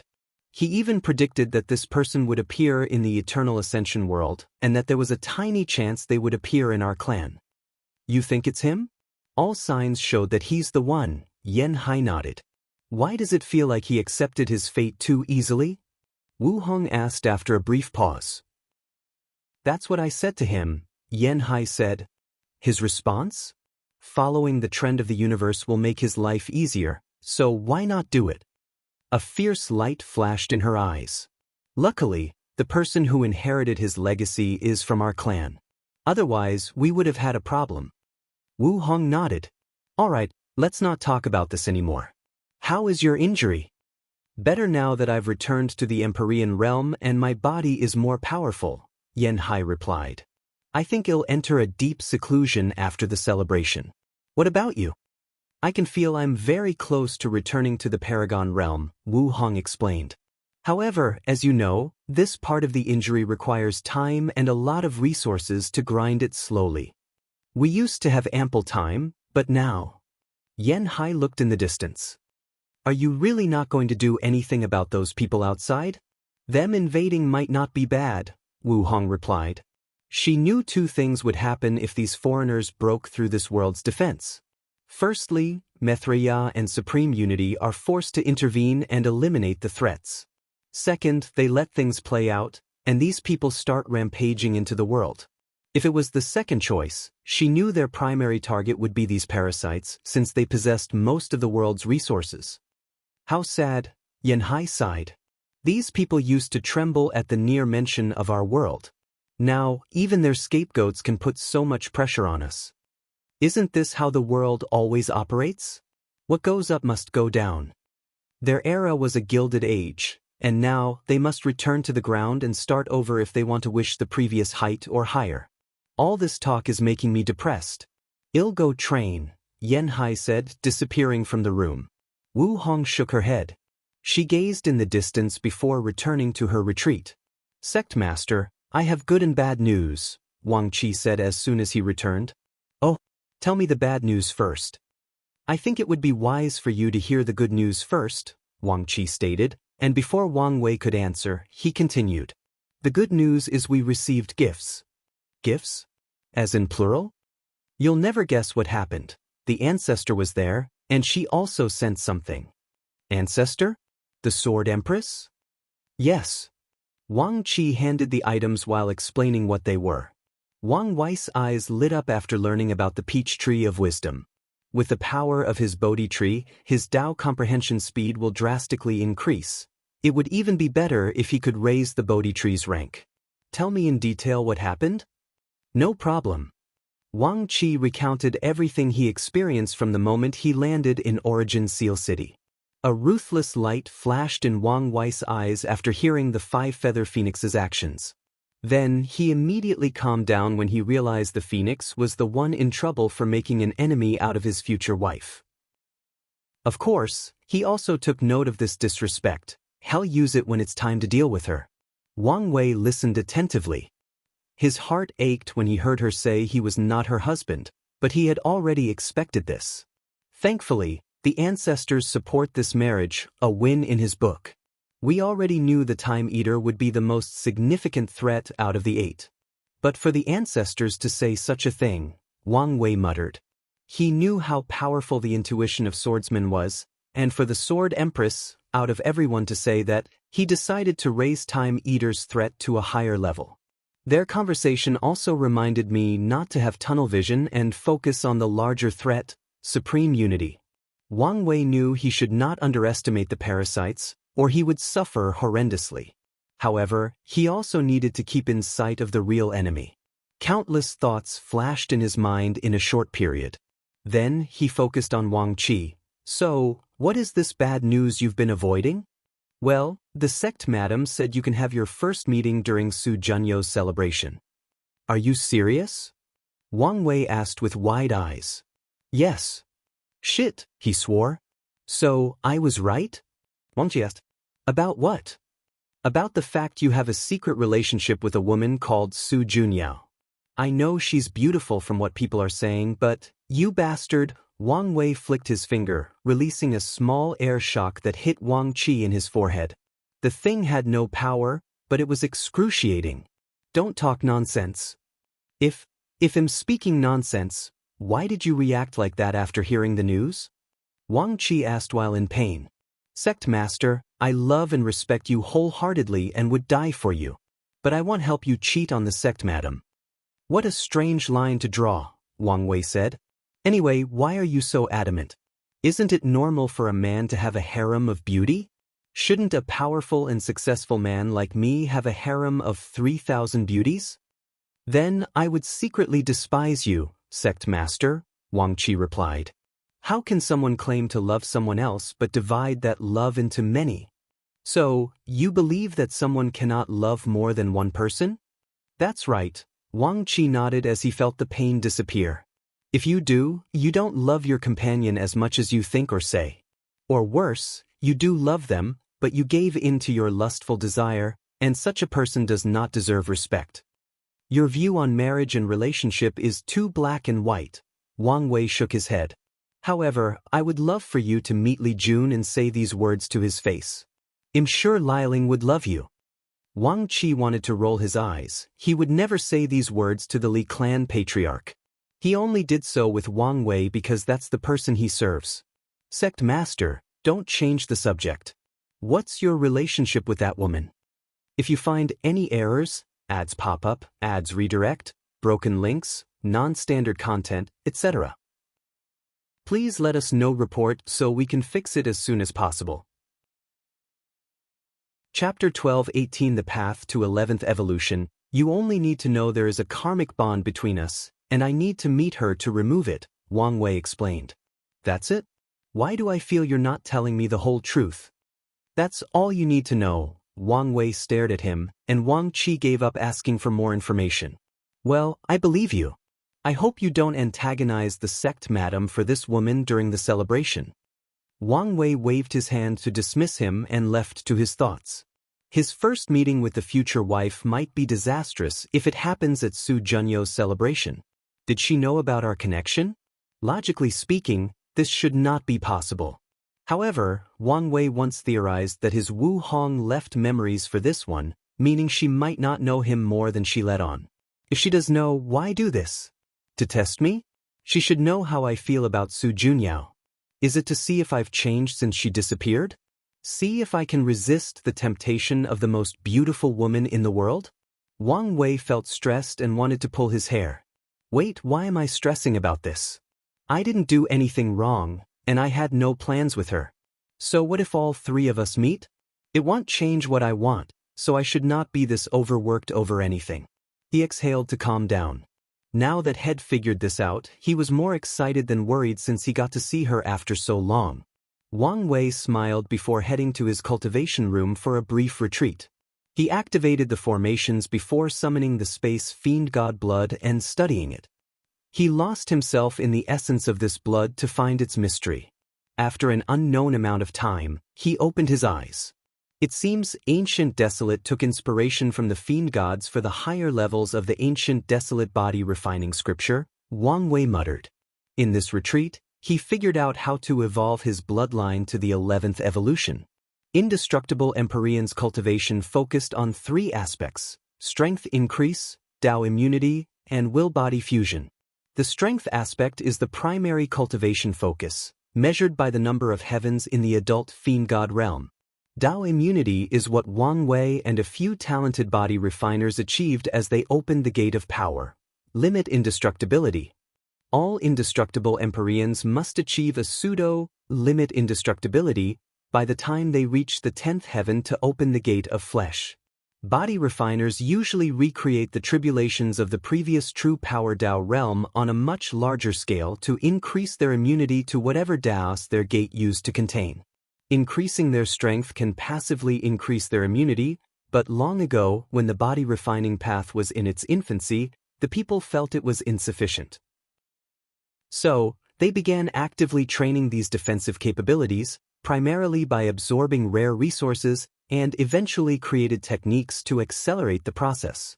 Sadly, heaven and earth restricted this path as a way to divide people into a strict hierarchy based on their foundation and achievements.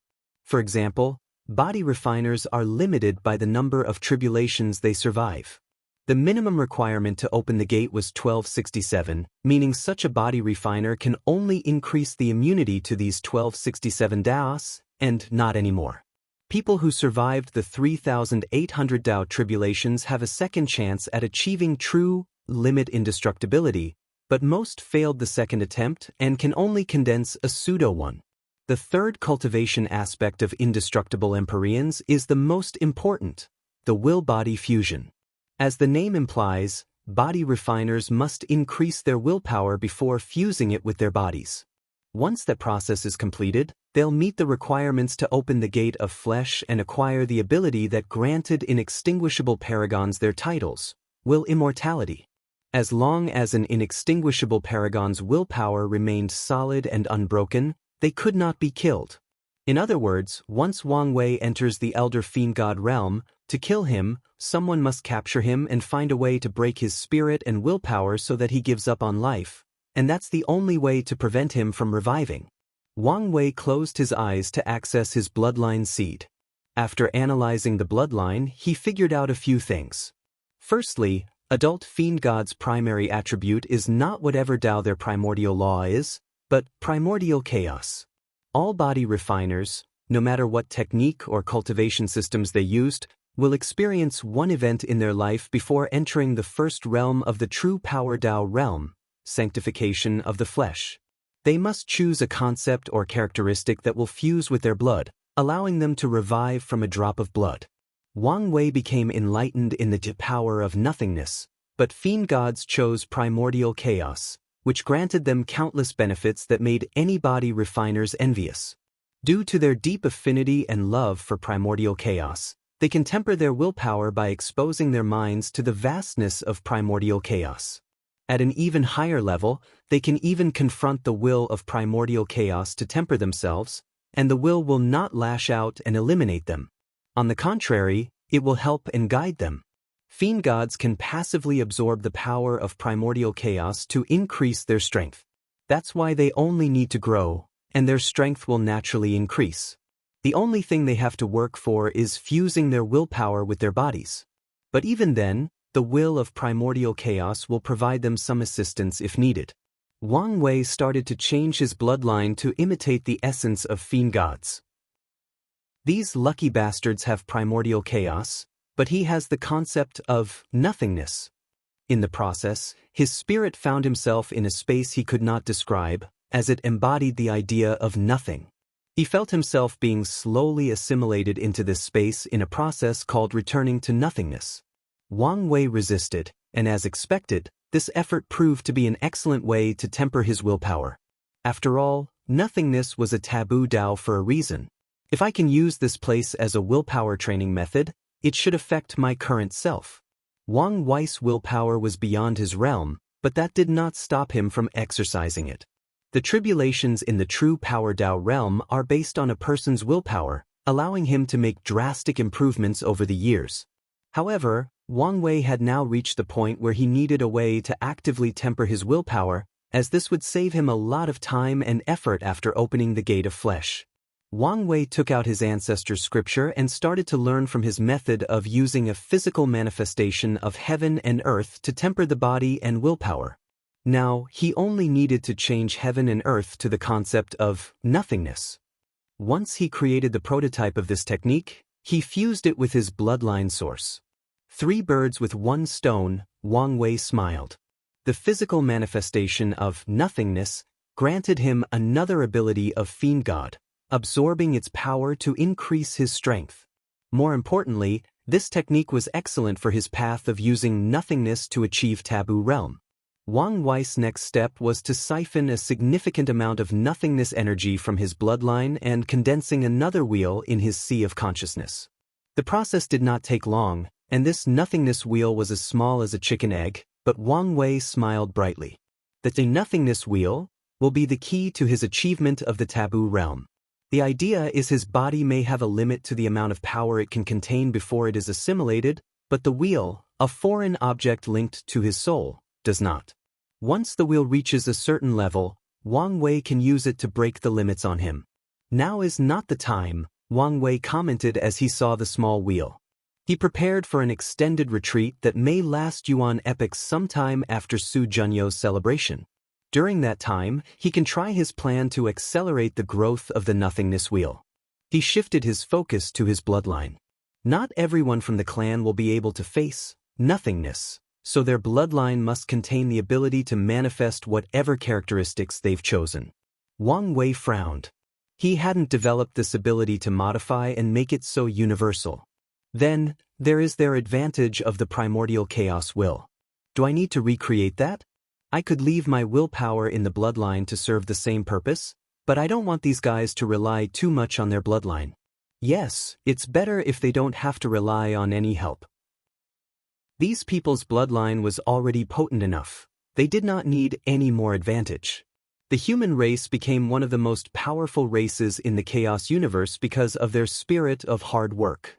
They were born weak, so they work 100 times harder to reach the top. Meanwhile, top innate races like fiend gods require heaven's help to balance races like humans to prevent them from outshining them. Wang Wei moved on after making a decision. Lastly, I need my bloodline ability to become passive. Once that happens, he must survive an immemorial tribulation, and his bloodline will complete the last step to achieve the 11th revolution. Wang Wei exhaled, stood up, and left the cultivation room. If you find any errors, ads pop up, ads redirect, broken links, non-standard content, etc., please let us know reports so we can fix it as soon as possible. Chapter 12:19 New Leader, 30,000 years past? Wang Wei muttered. I wonder how much time has passed in the lower dimension? His theory was correct. The time difference between the upper and lower dimensions drastically changed as soon as he ascended. As such, he would not be surprised if less than a week had passed in the lower dimension. Wang Wei did not focus too much on this and closed his eyes to access the changing Fate Hall. He first checked the mission hall records and nodded in satisfaction after seeing the number of missions completed in this short period. It seems these mortals were motivated. Wang Wei nodded. Many people have exchanged a heaven will, meaning his guards did not disappoint him a second time. The casualty is a little high, Wang Wei noticed next. Many people died during missions, including from being captured and the restrictions he placed on their souls activating. It won't be long before I need a second round of recruitment, he summarized before checking on the news gathered. With so many people selling information and the newly trained Fate Shadow Guard, he now had a decent spy network. It was far from good, or even at the level of unparalleled in the lower dimension, but it was decent, especially considering how long they started. There were many pieces of news or information that Wang Wei found vital, so he reviewed all of them. Firstly, the guards did an excellent job of slowly killing the people who rejected his offer. They made most of them look like accidents or the result of disputes with other loose cultivators. More importantly, no one has suspected anything so far, including the people who checked on these individuals to see if Wang Wei was telling the truth. Wang Wei nodded in praise at the result before continuing to sip through all this data. Is that where Jinbiyu is? Wang Wei held a piece of paper with a pondering look. He put it aside before continuing his work. His eyes finally focused on a piece of news from the Lawless zone. This place was usually a place for people to hide from the world, but one of the members accidentally discovered a merchant running away from the Lawless zone. Out of curiosity, they saved him and brought the merchant to this place, and the Fate Shadow Guard protected them because the information was valuable. Why is there no detailed information about the Lawless zone? His men should have interrogated the merchant and learned more about that place. Wang Wei searched for the answer and soon found it. The merchant was an unlucky individual. He went to the Lawless zone to work at the Azure Sky Pavilion, and he wasn't there for a week when he accidentally learned something he should not have and had to run away while being hunted. It's unfortunate, but I guess I can get detailed information once I'm there, Wang Wei thought before finishing his duty. He opened his eyes in his room and summoned two people, with Wang Qi being the first. As he waited, he checked the status of the Dao burial ground after absorbing more than 4 ascending treasure qi. It won't be long before it reaches a peak supreme innate treasure, Wang Wei thought. After knowing this, he hoped his meeting with Xianxia would be productive. Wang Wei focused in the distance as he noticed a few familiar faces. Sect Master. Anything significant happened during my absence? His gaze shifted. Nothing extraordinary except the fact that the world has become quiet because of how much these people are searching for you, Wang Qi replied. Even the rebellion had reduced their activities due to the high security in all these parasites' territory. Wang Wei nodded. It was indeed wise not to antagonize these people in the current state. One of the reasons Wang Wei chose to hide himself is because he feared his presence might force one of them to return from the front line. One more thing, Wang Qi added. You must prepare a gift for Su Junyo's celebration and fight for an attending spot. I understand the gift, but what's with the attending spot?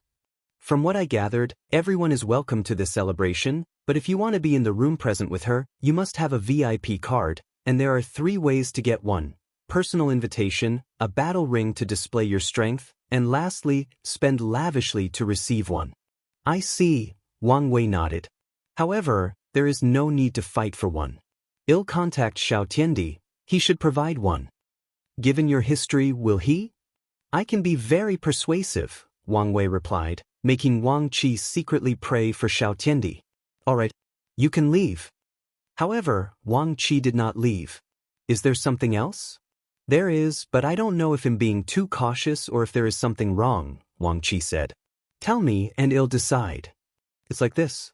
I contacted the Ascending Emperors and Immortals without connection or association with a powerful lineage to see if they would work for us, and many accepted the offer. However, I haven't found the demon-suppressing emperor, Wang Qi revealed. During the process, I learned that many of these people were captured to get information from you, and I fear the same might have happened to her. Of course, there is also a chance she found an excellent hiding place. Wang Wei's eyes turned all gray as he checked on her. He soon frowned before summoning his Bashian turtle shell. No, something did happen to her. Her fate is odd. It's a perfect balance. What does that mean? It means things could go exceptionally well for her or extremely bad. There is no in-between. Can you tell where she is? Unfortunately, no. Only Paragon and above power can block your divination. Does that mean she's really captured by these people? Wang Qi asked. It looks like this. Luckily, it seems she has a hope of turning things around, Wang Wei commented. Forget her for now. If we have the chance, well, free her. Honghua is a human and heavenly emperor, meaning she has a lot of potential, and Wang Wei does not want to give up such a talent. Come in, Wang Wei said out loud, and a shadow appeared before him, kneeling on one leg. Red Mask Fate at your disposal, master. So, you're the new head of my guard, Wang Wei commented. As expected, the former elder of the Mask clan proved her talent and was now in charge of the Fate Shadow Guards. Thank you, master, for this opportunity, she replied. No need to thank him. The Shadow Guard's ranking system is a meritocracy, and you have your positions because you're capable, Wang Wei answered.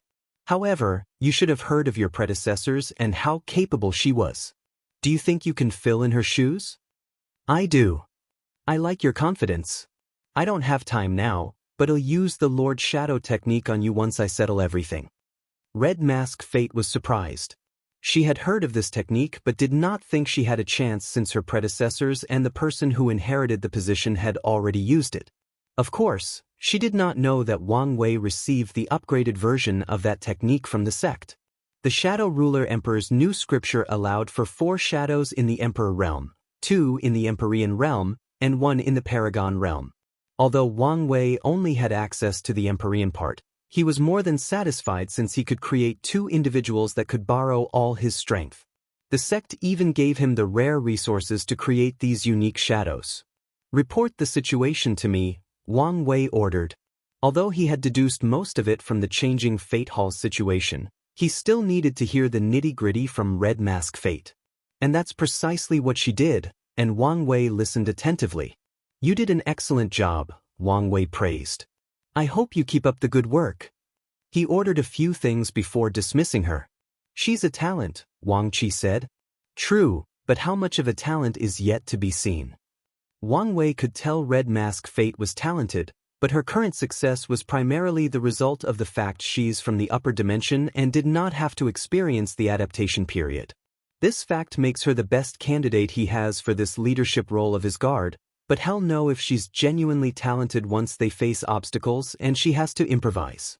Only then will her position truly be secure. Wang Wei summoned a talisman with stars engraved on them from his unique space. He activated it to contact Xianxia, and less than 5 minutes later, she replied with a coordinate for a meeting. Wang Wei squinted his eyes because the meeting place was somewhere in the source chi space.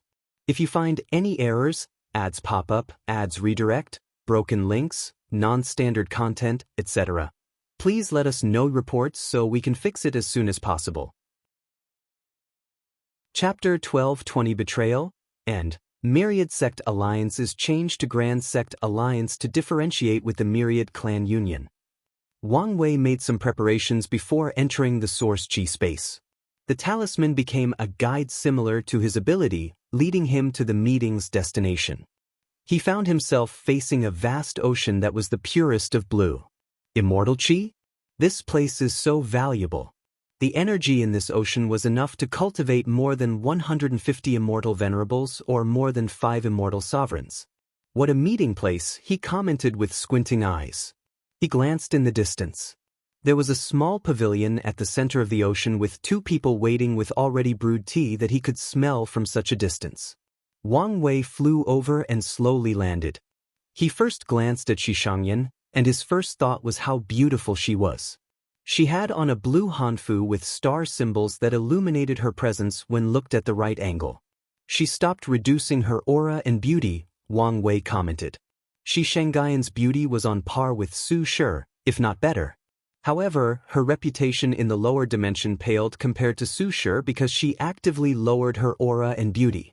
Wang Wei glanced at the second person, It was a middle-aged man. He looked ordinary compared to Xianxia, but in the depth of his eyes, there was a light more brilliant than any star.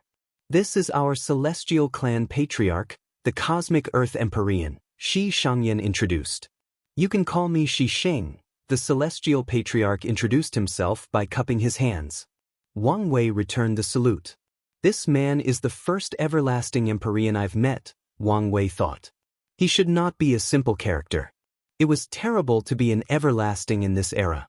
Being an Empyrean, especially the one closest to the Paragon realm, would get someone on a watch list. However, everlastings is on another level.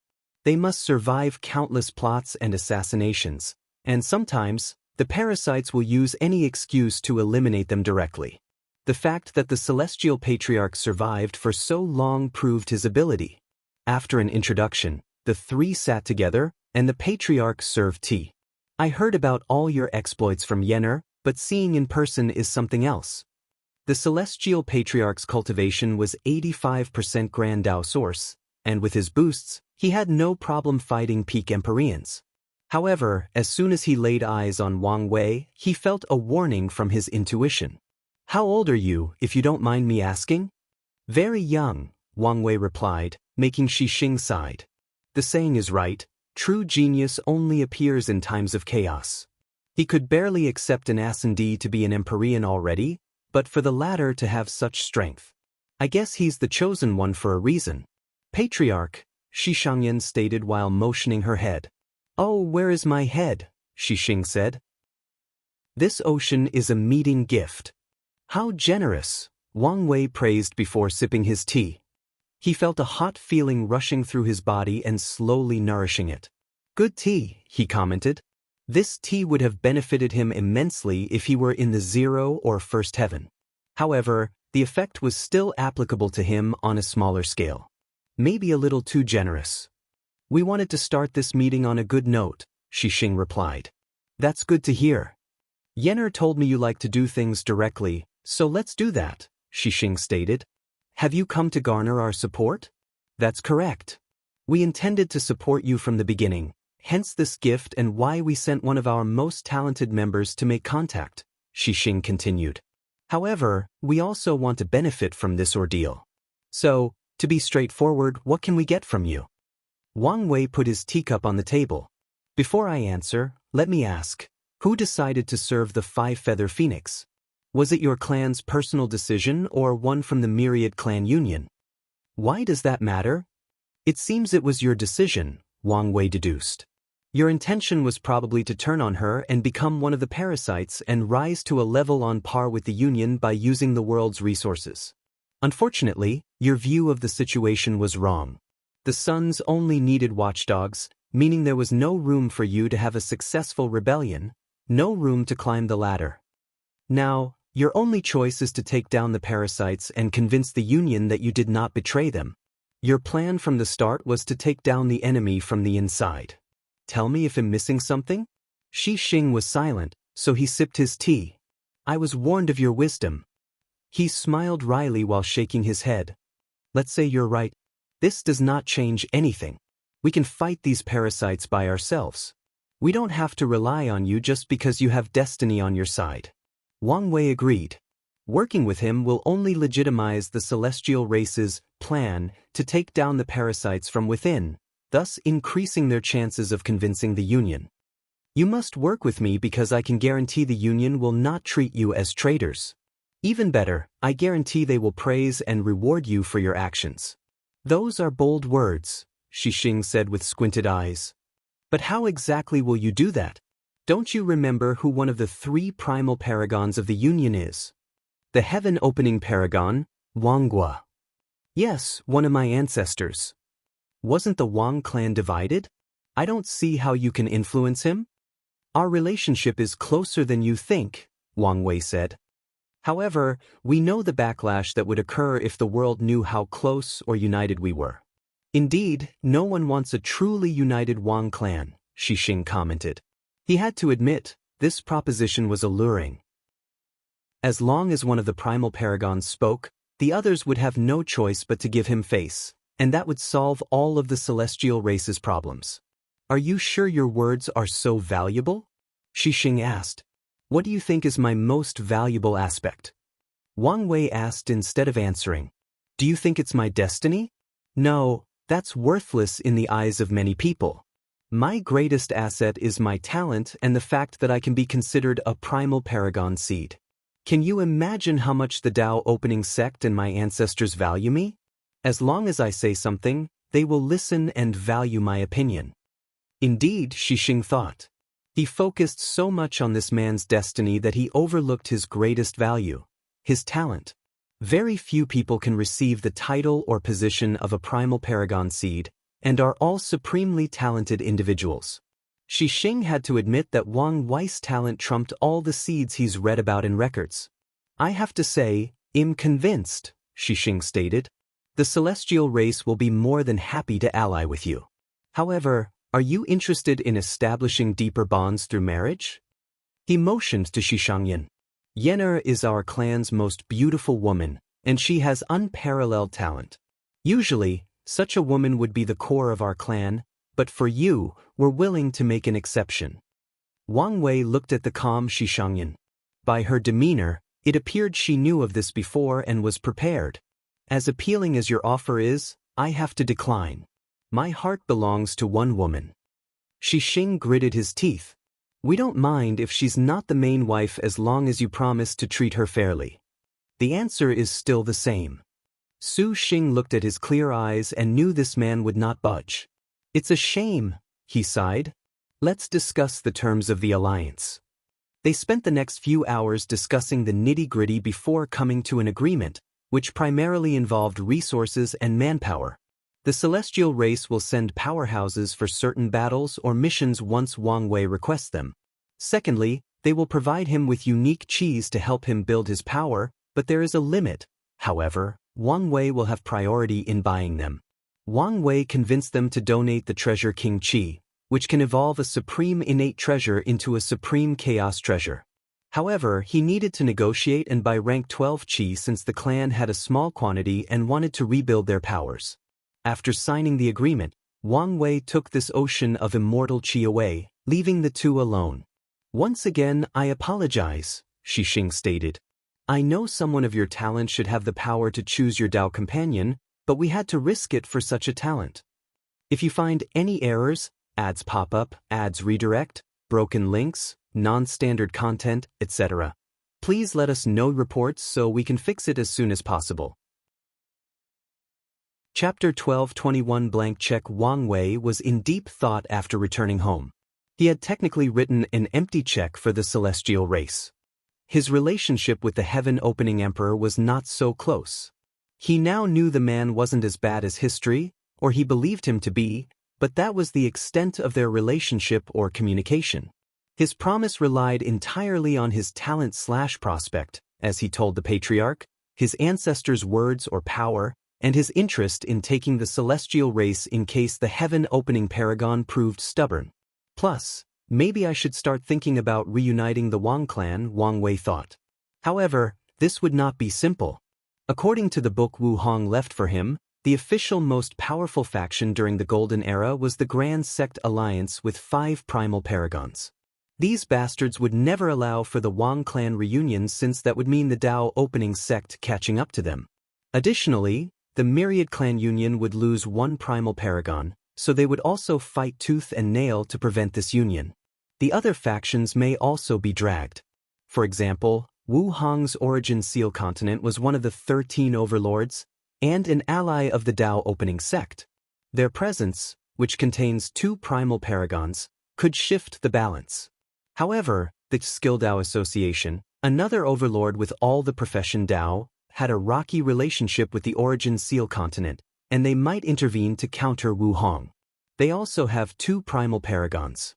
And am not even considering the other factions that will secretly intervene and ensure the Tao opening sect does not get stronger and break the balance, Wang Wei summarized. However, this is not the Golden Era. The balance is already broken, with Taoism and Buddhism now being the most powerful factions of the original 13 overlords. In the upcoming era, primal paragons will no longer determine the standing of a faction or lineage, transcendence will.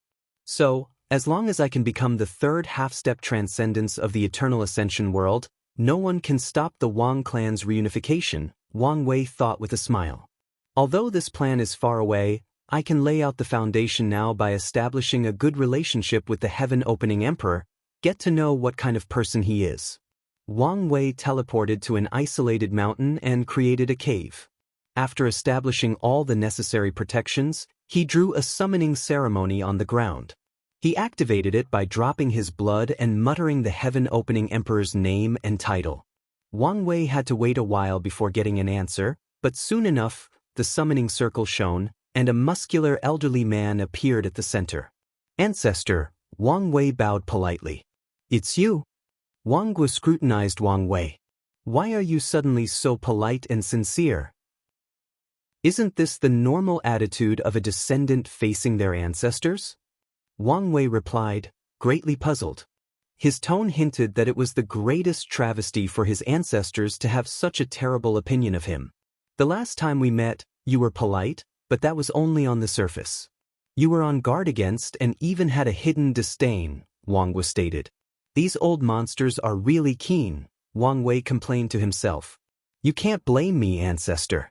I had a lot of misinformation about you. After our discussions, I researched your life more closely and learned how our family's recorded history wronged you. Wang Guo looked him in the eyes. This brat wants something or is planning something, maybe both. He smiled internally. He is like Qiyuan, especially with his weird destiny. Maybe it's not such a bad idea to have a relationship with him. Brat, I've lived too long, and one of the side effects is that I've grown to despise people who spoke like politicians with flower tongues, speaking in a roundabout way and never getting to the point. So, state your intention directly. Wang Wei sighed internally. I guess being direct is another trait of the Wang clan. Fine, but I'd like to point out that I wasn't lying about researching your life and getting a new perspective, Wang Wei stated before explaining the entire situation with the celestial race. So, ancestor, are you going to give this descendant a little bit of face? No problem. Really? So simple? Even if you didn't say anything, we wouldn't annihilate them or something for their betrayal, Wang Guo explained. Why? The celestial race is the primary reason our union has the largest number of Tier 10 and 11 cultivators among all the overlords and the highest number of insurgents. They are more valuable than they realize. Indeed. Their ability to safely navigate the source chi space makes them crucial to building middle-level officers. Although paragons and above are usually the determining factors in battles between lineages, when their strength is relative, the deciding factors are the number of emperors, empyreans, insurgents, and immortals from the other paths. Are you sure the other two families won't give you much trouble? Wang Wei asked. Even if they would not eliminate the celestial race, this was a perfect opportunity to weaken and ultimately control them using their treason as an excuse. Your interference will prevent that. You don't have to worry about that, Wang Guo replied. He knew how to get them to agree. The Yi clan is the only non-human amongst the three, which makes them wary of the Wang and Xiao clan. As long as Wang Guo approaches them, they will accept his offer, as they'll see this as an opportunity to weaken the bond between the Wang and Xiao clan. Of course, Wang Guo will only see them if the Xiao clan does not want to give him face. Okay, now is my time to be direct, Wang Wei stated. Your unilateral cooperation is suspicious. Even the political implications behind Wang Guo's actions cannot wholly explain why he agreed so readily. Wang Guo chuckled. You can think of it as a way for me to repay you. Repay me? For what? For the human fiend god bloodline, Wang Guo revealed. It is an excellent way to push the Wang clan's bloodline to another level.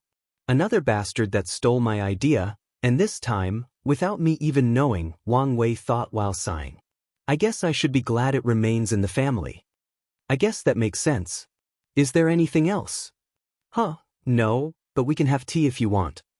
I'm a dead man. Where can I enjoy tea? Plus, I hate tea, Wang Guo stated. Since there is nothing more, I'm leaving. He raised his hand to condense a necklace with a blood-red crystal. What's this? It's to hide your bloodline fluctuation, Wang Guo explained. We don't want others to notice its uniqueness and have ideas. As far as these people are concerned, they only need to know our Wang clan's bloodline is unique, nothing more. Although he knew not everyone had the knowledge, capabilities, and luck to elevate their bloodline to be on par with fiend gods, Wang Wu did not even want these people even to have the thought. Wang Wei's lips twitched. The bastard stole his idea and wanted to protect him from others stealing. Wang Wei took the necklace while secretly complaining. He wished the patent system he created in the lower dimension would apply to the upper dimension. No, he wanted it to be even more strict. "Thank you, ancestor," Wang Wei said as he put the necklace on. "You're welcome, and clean this mess up as soon as possible," Wang Wei added. "Being dead is not a fun experience." "I will." After the heaven-opening Emperor's limbo projection disappeared, Wang Wei eliminated all traces of his presence in the mountain before returning home. He removed the necklace and temporarily unsealed his soul to access most of its power. He scanned the necklace to its subatomic particle but found nothing wrong. "Wang Qi," he summoned. "Sect Master. Take this necklace and ask her if something is wrong." Wang Qi held the necklace and observed it briefly. "Sect Master, do you want me to ask the Sect Madam for a communication talisman?" He did not mind being the intermediary between those two lovebirds, but he also felt it might be time for them to start communicating directly now that they were in the same place and not separated by dimensions. "No need," Wang Wei replied. "We can establish communication after meeting during the celebration." "If you say so," Wang Qi left and returned a few hours later. The Sect Madam said there is nothing wrong with the necklace.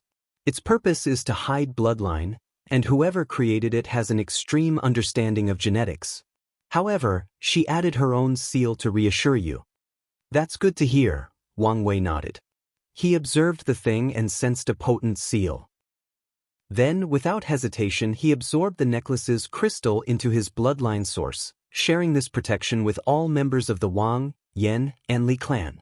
If you find any errors, ads pop up, ads redirect, broken links, non-standard content, etc., please let us know reports so we can fix it as soon as possible. Chapter 1222 Betrayal? For now, I'll hide it, but in the future, we'll need protection from people who actively tried to research our bloodline, Wang Wei muttered. Now that he no longer had to worry about the celestial race, he focused on his next task. "From now on, you'll be in charge of our exchange with the celestial race." Sect Master, I'm a little spread thin. "I need more people, especially talents," Wang Qi quickly said. Although he was glad the Sect Master believed in himself to give him so much power, he also wanted to do his job correctly. Wang Wei suddenly remembered someone. "Go find the brilliant Smile Emperor and have him join our cause." Wang Wei condensed a guiding talisman connected to the latter's fate. "One last thing," Wang Wei said. He raised his hand to create a new dimension to house the ocean of immortal qi he received as a gift. "Use this place to increase your cultivation once everything temporarily calms down." "I will." Wang Qi left, and Wang Wei followed soon. He teleported near the corner of Taoism's territory before changing his clothes, hair, and demeanor to that of a Taoist priest. He used his yin-yang Dao to accentuate the Taoist vibe he wanted to portray. For the next few days, Wang Wei traveled in this territory, observing and listening. Nothing happened to him, which was good and bad news. The bad news is Supreme Unity's lack of action, despite gallivanting in his territory, made him wary. The good news is he may not have to worry too much when dealing with Taoism and Seven Cauldron. Wang Wei activated his soul network and locked on the soul he wanted, which was located in the Peaceful Heart Temple, a place of solitude and exile for many priests. He did not immediately interact with it but observed the surroundings. As expected, it's an ambush. He summoned the soul to the fog space. Zhenbiu looked confused. She was meditating when a powerful force pulled her primary soul into this place. Her resistance was futile. She looked at the person before her. "I knew you could meet me without anyone noticing. I guess I don't have to worry about which side you're on," Wang Wei commented. "I resent the fact you think I'm this kind of person," Zhenbiu replied. "Tell me what happened to you." Wang Wei changed the environment into two cushions facing each other. After I ascended, I started doing missions for the rebellion to understand the situation and gather resources, Zhenbiu explained. I used the talisman you gave me to track Emperor Five Heart and eliminate her. She had a bright smile while mentioning this. Without that obstacle, her state of mind reached a higher level, and she perfected her Tao heart. These achievements made her more joyful, and her cultivation speed increased significantly. Then, 2 people from the 5-element balance palace came to see me. They asked me why I didn't return to the sect, and I told them I had personal matters to attend to. They wanted me to return immediately, and one of them was even rude about it. Luckily, I had prepared for this. I told the rebellion of my background, and they suggested I become a double spy, so they gave me something called a false mind pill, which would allow me to hide my thoughts and lie to an Empyrean. They even helped me clean up my aura. Wang Wei nodded as he understood what she meant. Zhenbiu proved the Tao in the upper dimension, and with the proper method or person, it's possible to determine this fact from her aura. I told them about you, Zhenbiu continued. I didn't tell him any important information, but enough for them to have some understanding of your personality and capability. It was the only way to get their trust. Don't worry. I understand, Wang Wei reassured. Zhenbiu sighed in relief. I'll hand over Emperor Five Hearts artifact to you. No need. This thing has no destiny with me, so you can keep it. You can repay your debt later on with something else? Are you sure? I've come to learn that this thing is valuable. Oh, how valuable? It's a supreme chaos treasure embryo, Zhenbiu explained. Although its power is only on par with a chaos treasure now, as long as you provide it with enough resources, it can grow to such heights. Moreover, you don't have to feed it unique resources, just a certain quantity, and it will condense into shape. That's indeed valuable. So, have you changed your mind? Not at all, Wang Wei replied calmly. Your personality is indeed odd. What makes you say so? You're obviously greedy, but you can also give up on such a rare item without hesitation. What can I say? I'm an enigma, Wang Wei shrugged. This artifact had a similar effect as the Tao burial ground, so there was no point in having it now. Additionally, his intuition told him the best use of it was with her.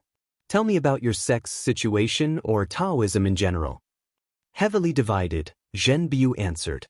A small and new faction supported by the Supreme Ruler and 7 Cauldron ruled the sect, while the majority faction, which originated from ancient times, is very dissatisfied with the current situation.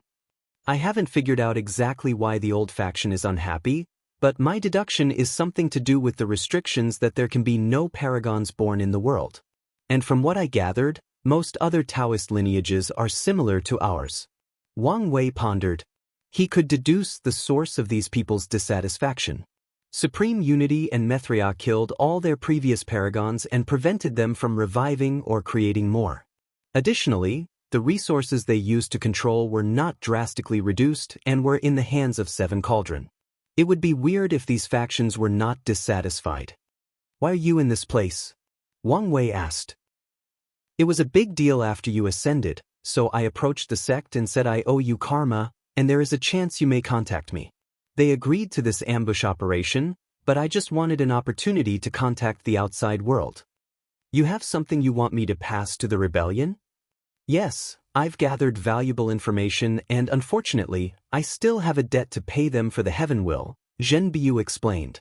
You can read it before passing it on. Her soul condensed a talisman and Wang Wei took it. You don't have to worry about them. I'll pay your contract, so from now on, you report directly to me, Wang Wei said. That's fine. Zhenbiu would rather deal with Wang Wei than the rebellion because he knew what kind of person the latter was. However, the rebellion was an assembly of all types of individuals, many with different ideals and goals from their primary cause. If you want to contact me, leave the sect to an area not covered by a paragon formation, and I can reach you anytime and anywhere, Wang Wei added. I understand. I'll give you a parting gift. Wang Wei condensed his soul network ability into a seed that manifested as a lotus flower on his palm. He accessed his paragon soul temporarily to bless the lotus and did the same with the sect's void-rushing talisman. Finally, he fused the lotus with Zhen Baiyu's soul. If your identity is detected, activate this ability, which should take your soul away even from a paragon formation. However, you must be quick and decisive. This thing might work on a formation in passive mode, but once someone takes control of it, you're screwed. Don't worry, you'll be fine. Zhenbiu was confident she would not be caught. The false mind pill mutated after she used it due to her two personalities or souls, granting her a new ability to hide her thoughts and memories in an undetectable layer in her sea of consciousness. She was even confident about lying to Seven Cauldrons' face. It's good to be confident, but don't be cocky, Wang Wei warned. I know. Her personality was usually calm and patient, so she would not do anything unnecessary or stupid despite her confidence. Wang Wei waved his hand to teleport a small pile of second-rank Dao sources. This should be enough to turn your artifact into a peak supreme innate treasure, but be careful that your sect doesn't force you to hand it over. I won't let them, Zhenbiu nodded with determination. She was more confident with her mission as a double spy with the artifact once this thing evolved to the next level. And if she could somehow get the resources for a second evolution, that would be ideal. That's good to hear. However, I'm now more indebted to you. I'm sure one day, I'll need you to return the favor, Wang Wei stated. Now, let's put on a little show to increase these people's trust in you. If you find any errors, ads pop up, ads redirect, broken links, non-standard content, etc., please let us know report so we can fix it as soon as possible. Chapter 12:23 The Lawless Zone. Zhenbiu opened her eyes, and Wang Wei's projection manifested before them. They glanced at each other briefly before Wang Wei started speaking. I'm glad to see you too, but I'm not here for pleasantries. Do you remember the favor you owe me? What I'm here to, bang. The space around him trembled, and everything turned black and white. He immediately noticed someone teleported the room to another space. Wang Wei raised his head to see a yin-yang formation above his head, and his expression turned ugly. You betrayed me? This guy is the Destined one? Said an annoying and arrogant voice. Fate is blind to choose such a stupid person. We are all humans and make mistakes, said a calm and peaceful voice. There is no need to judge something for something uncontrollable. Two people entered the room, followed by 100 more behind them. The arrogant voice was a young man with short red hair, permanent smoke, and an overall punchable face. The other was a middle-aged man in a blue Taoist robe and a blindfold. It appeared he was cultivating a technique that required him to block his sight. Wang Wei observed these two with an angered face. 2 Empyreans and their cultivation are both 85%. 20 Emperors, ranging from 15% to 69%, and many other path cultivators. The red-haired young man spit on the floor. I'll judge if I want to, and this guy is useless. At least his face is handsome. He has that going for him. Unfortunately, I hate pretty boys the most, so your life will be hell once I get my hands on you. Wang Wei ignored him and looked at Zhenbiu with fiery eyes. No one has ever betrayed me and gotten away with it. Mark my word, you'll regret this. Stupid bastard, he yelled before punching forward, releasing a maelstrom of red flame. However, his attack was useless as Wang Wei's body rapidly disappeared. A projection? How is that possible? Remarkable, the blind priest remarked. My hollow eyes could not detect it was a projection. Damn it. Scatter around and search for his original body. It might be close, the red-haired youth yelled, and all his men followed orders. He also flew away, using all detecting means he knew to scan the surrounding territories. In a short period, the team covered an area about 100,000 times more extensive than the lower dimension, but they did not find Wang Wei. Fuck, this is all your fault, the red hair yelled, pointing at Zhenbiu. He bypassed your surveillance, and I had to call you secretly, but it's fault. That makes sense, she replied straight-faced. Are you trying to be snarky with me?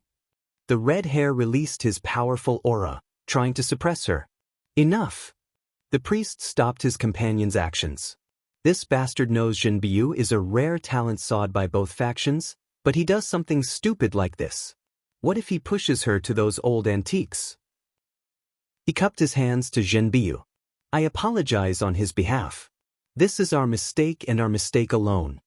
The blind priest sensed his partner was about to say something stupid again, and he gave him a deep glare, sending chills down his spine. Despite their similar cultivation realm, the red-haired youth knew he was weaker than the latter. It's fine, Jinbiu. Let's return to the sect and report the situation. She then pretended to pause before saying, let's go slow. Is there a reason? Wang Wei is a vindictive person, and he refuses to suffer any losses. He might attack us on our way back. Is that so? Then we will do as you say. Soul Network Space. She's quite good at this job, Wang Wei stated as he watched everything from the shadows. He condensed one of his spirit particles into a clone and sent it to harass this group during their return. He then reviewed the information Jinbiu gathered before sending it to his guards to archive. He teleported away to his next destination, the Lawless Zone. The entrance to this bizarre area was a massive purple black hole. Wang Wei immediately felt a weird aura emanating from it, and after brief observation he allowed the gravity pull to suck him in. As soon as Wang Wei appeared on the other side, he sensed a terrifying pressure weighing on him. This power! He summoned his Dao Protector puppet and observed the effect. The puppet can only use peak Empyrean strength. This was in line with what he knew about the Lawless Zone. This place forbids strength higher than Empyrean, meaning their strength would be limited even if a primal paragon came here. I understand why this place became a place to hide from the top powerhouses of the world, Wang Wei commented. However, I wonder whether this place will have the same effect on half-step transcendence. The Lawless Zone has existed for a long time, so long that no records of its origin are left. As such, there are many rumors about how this place came to be, and the most popular theory is true heavenly Tao created this place as a haven for loose cultivators and balanced out the top lineages of the world. Wang Wei did not believe in this theory. In his opinion, true heavenly Tao operates much more cruelly in the upper dimension, meaning it would not care if top lineages hoard all the wealth and resources, especially if they keep cultivating top talents and cultivators. Wang Wei put away the puppet and looked at his surroundings. He was in a desolate field with dark red earth. The world around him was not clear but slightly dark, and it was not due to the purple sun above his head. Someone with karmic ties with me is here? He closed his eyes to focus on the thread. Empyrean Black Heart? Oh, bastard. Your time of reckoning is coming. He still remembered one of the few times he came so close to death, and it was all due to that bastard. Previously, I had to rely on someone else's name to deal with you, but now, the situation will be reversed, Wang Wei sneered. He focused on his surroundings and immediately picked on clashing sounds more than 300 light-years away. His divine sense scanned the area and noticed two people fighting. A black mantis over 5 meters tall was slashing a woman with long dark hair more than 2 meters long. She tried to resist, but it was futile as the opponent's slashes were too fast. That's what you get, you lowly missed life. You should have died with your creator, the mantis yelled before leaving a severe wound on the woman. Then, a ruthless light flashed in her eyes. The Grand Mist Gang will not perish, she roared. Her hair turned into snakes that bound the mantis before exploding herself, taking him out with her. Wang Wei calmly watched everything before shifting his gaze to a dozen more battles in his vicinity. A chaotic place indeed, Wang Wei thought. He changed his appearance, reducing his aura, making his face more fierce with a scar on his left eye, and transforming his clothes to appear more ordinary. He raised his hand to summon an ox demon that had just won a victory against another creation life form from the Grand Mist Gang. Wang Wei searched his soul and learned two important pieces of news. He was from the Bloodline Gang and was in the midst of a war with the Grand Mist Gang. Secondly, if he wanted to get detailed news of the Lawless Zone, buying it from the Dark Cloud Pavilion was best. Where to go next? Wang Wei calmly eradicated the ox demon, who was only on par with a saint, before teleporting away to an enormous city floating in the void. He frowned as he pondered whether to enter through the regular entrance or secretly break through the formation covering the city. After hesitating for a few seconds, he decided to stay low-key. He rushed to the entrance and waited in the short line. Less than 10 minutes later, it was his turn. Two Dao rulers stood guard at the gate, and one had heterochromia. He glanced at Wang Wei and frowned. After a few seconds, he motioned to his partner, who asked for the lowest fee. Wang Wei paid the Dao source before entering. The first thing that popped into his mind was a city of sin. 90% of mortal cultivators he saw were full of karmic sins, and the only reason it was not the same for the others was because they were immortals and had higher immunity to karmic sins. Even then, some had a red cloud hanging above their heads. Wang Wei headed directly to the city's center. Flying and teleportation were prohibited, so he had to pay for more than 5 teleportation arrays to reach his destination. He cursed these black-hearted criminals who designed things purposely to make more money. His destination was a towering building that surpassed the artificial clouds. For a place that mainly sells information, it sure is eye-catching, Wang Wei thought. If you find any errors, ads pop up, ads redirect, broken links, non-standard content, etc., please let us know reports so we can fix it as soon as possible. You're tuning in to the Wandering Hero YouTube channel. Don't forget to subscribe and join us on this journey to catch the most captivating stories.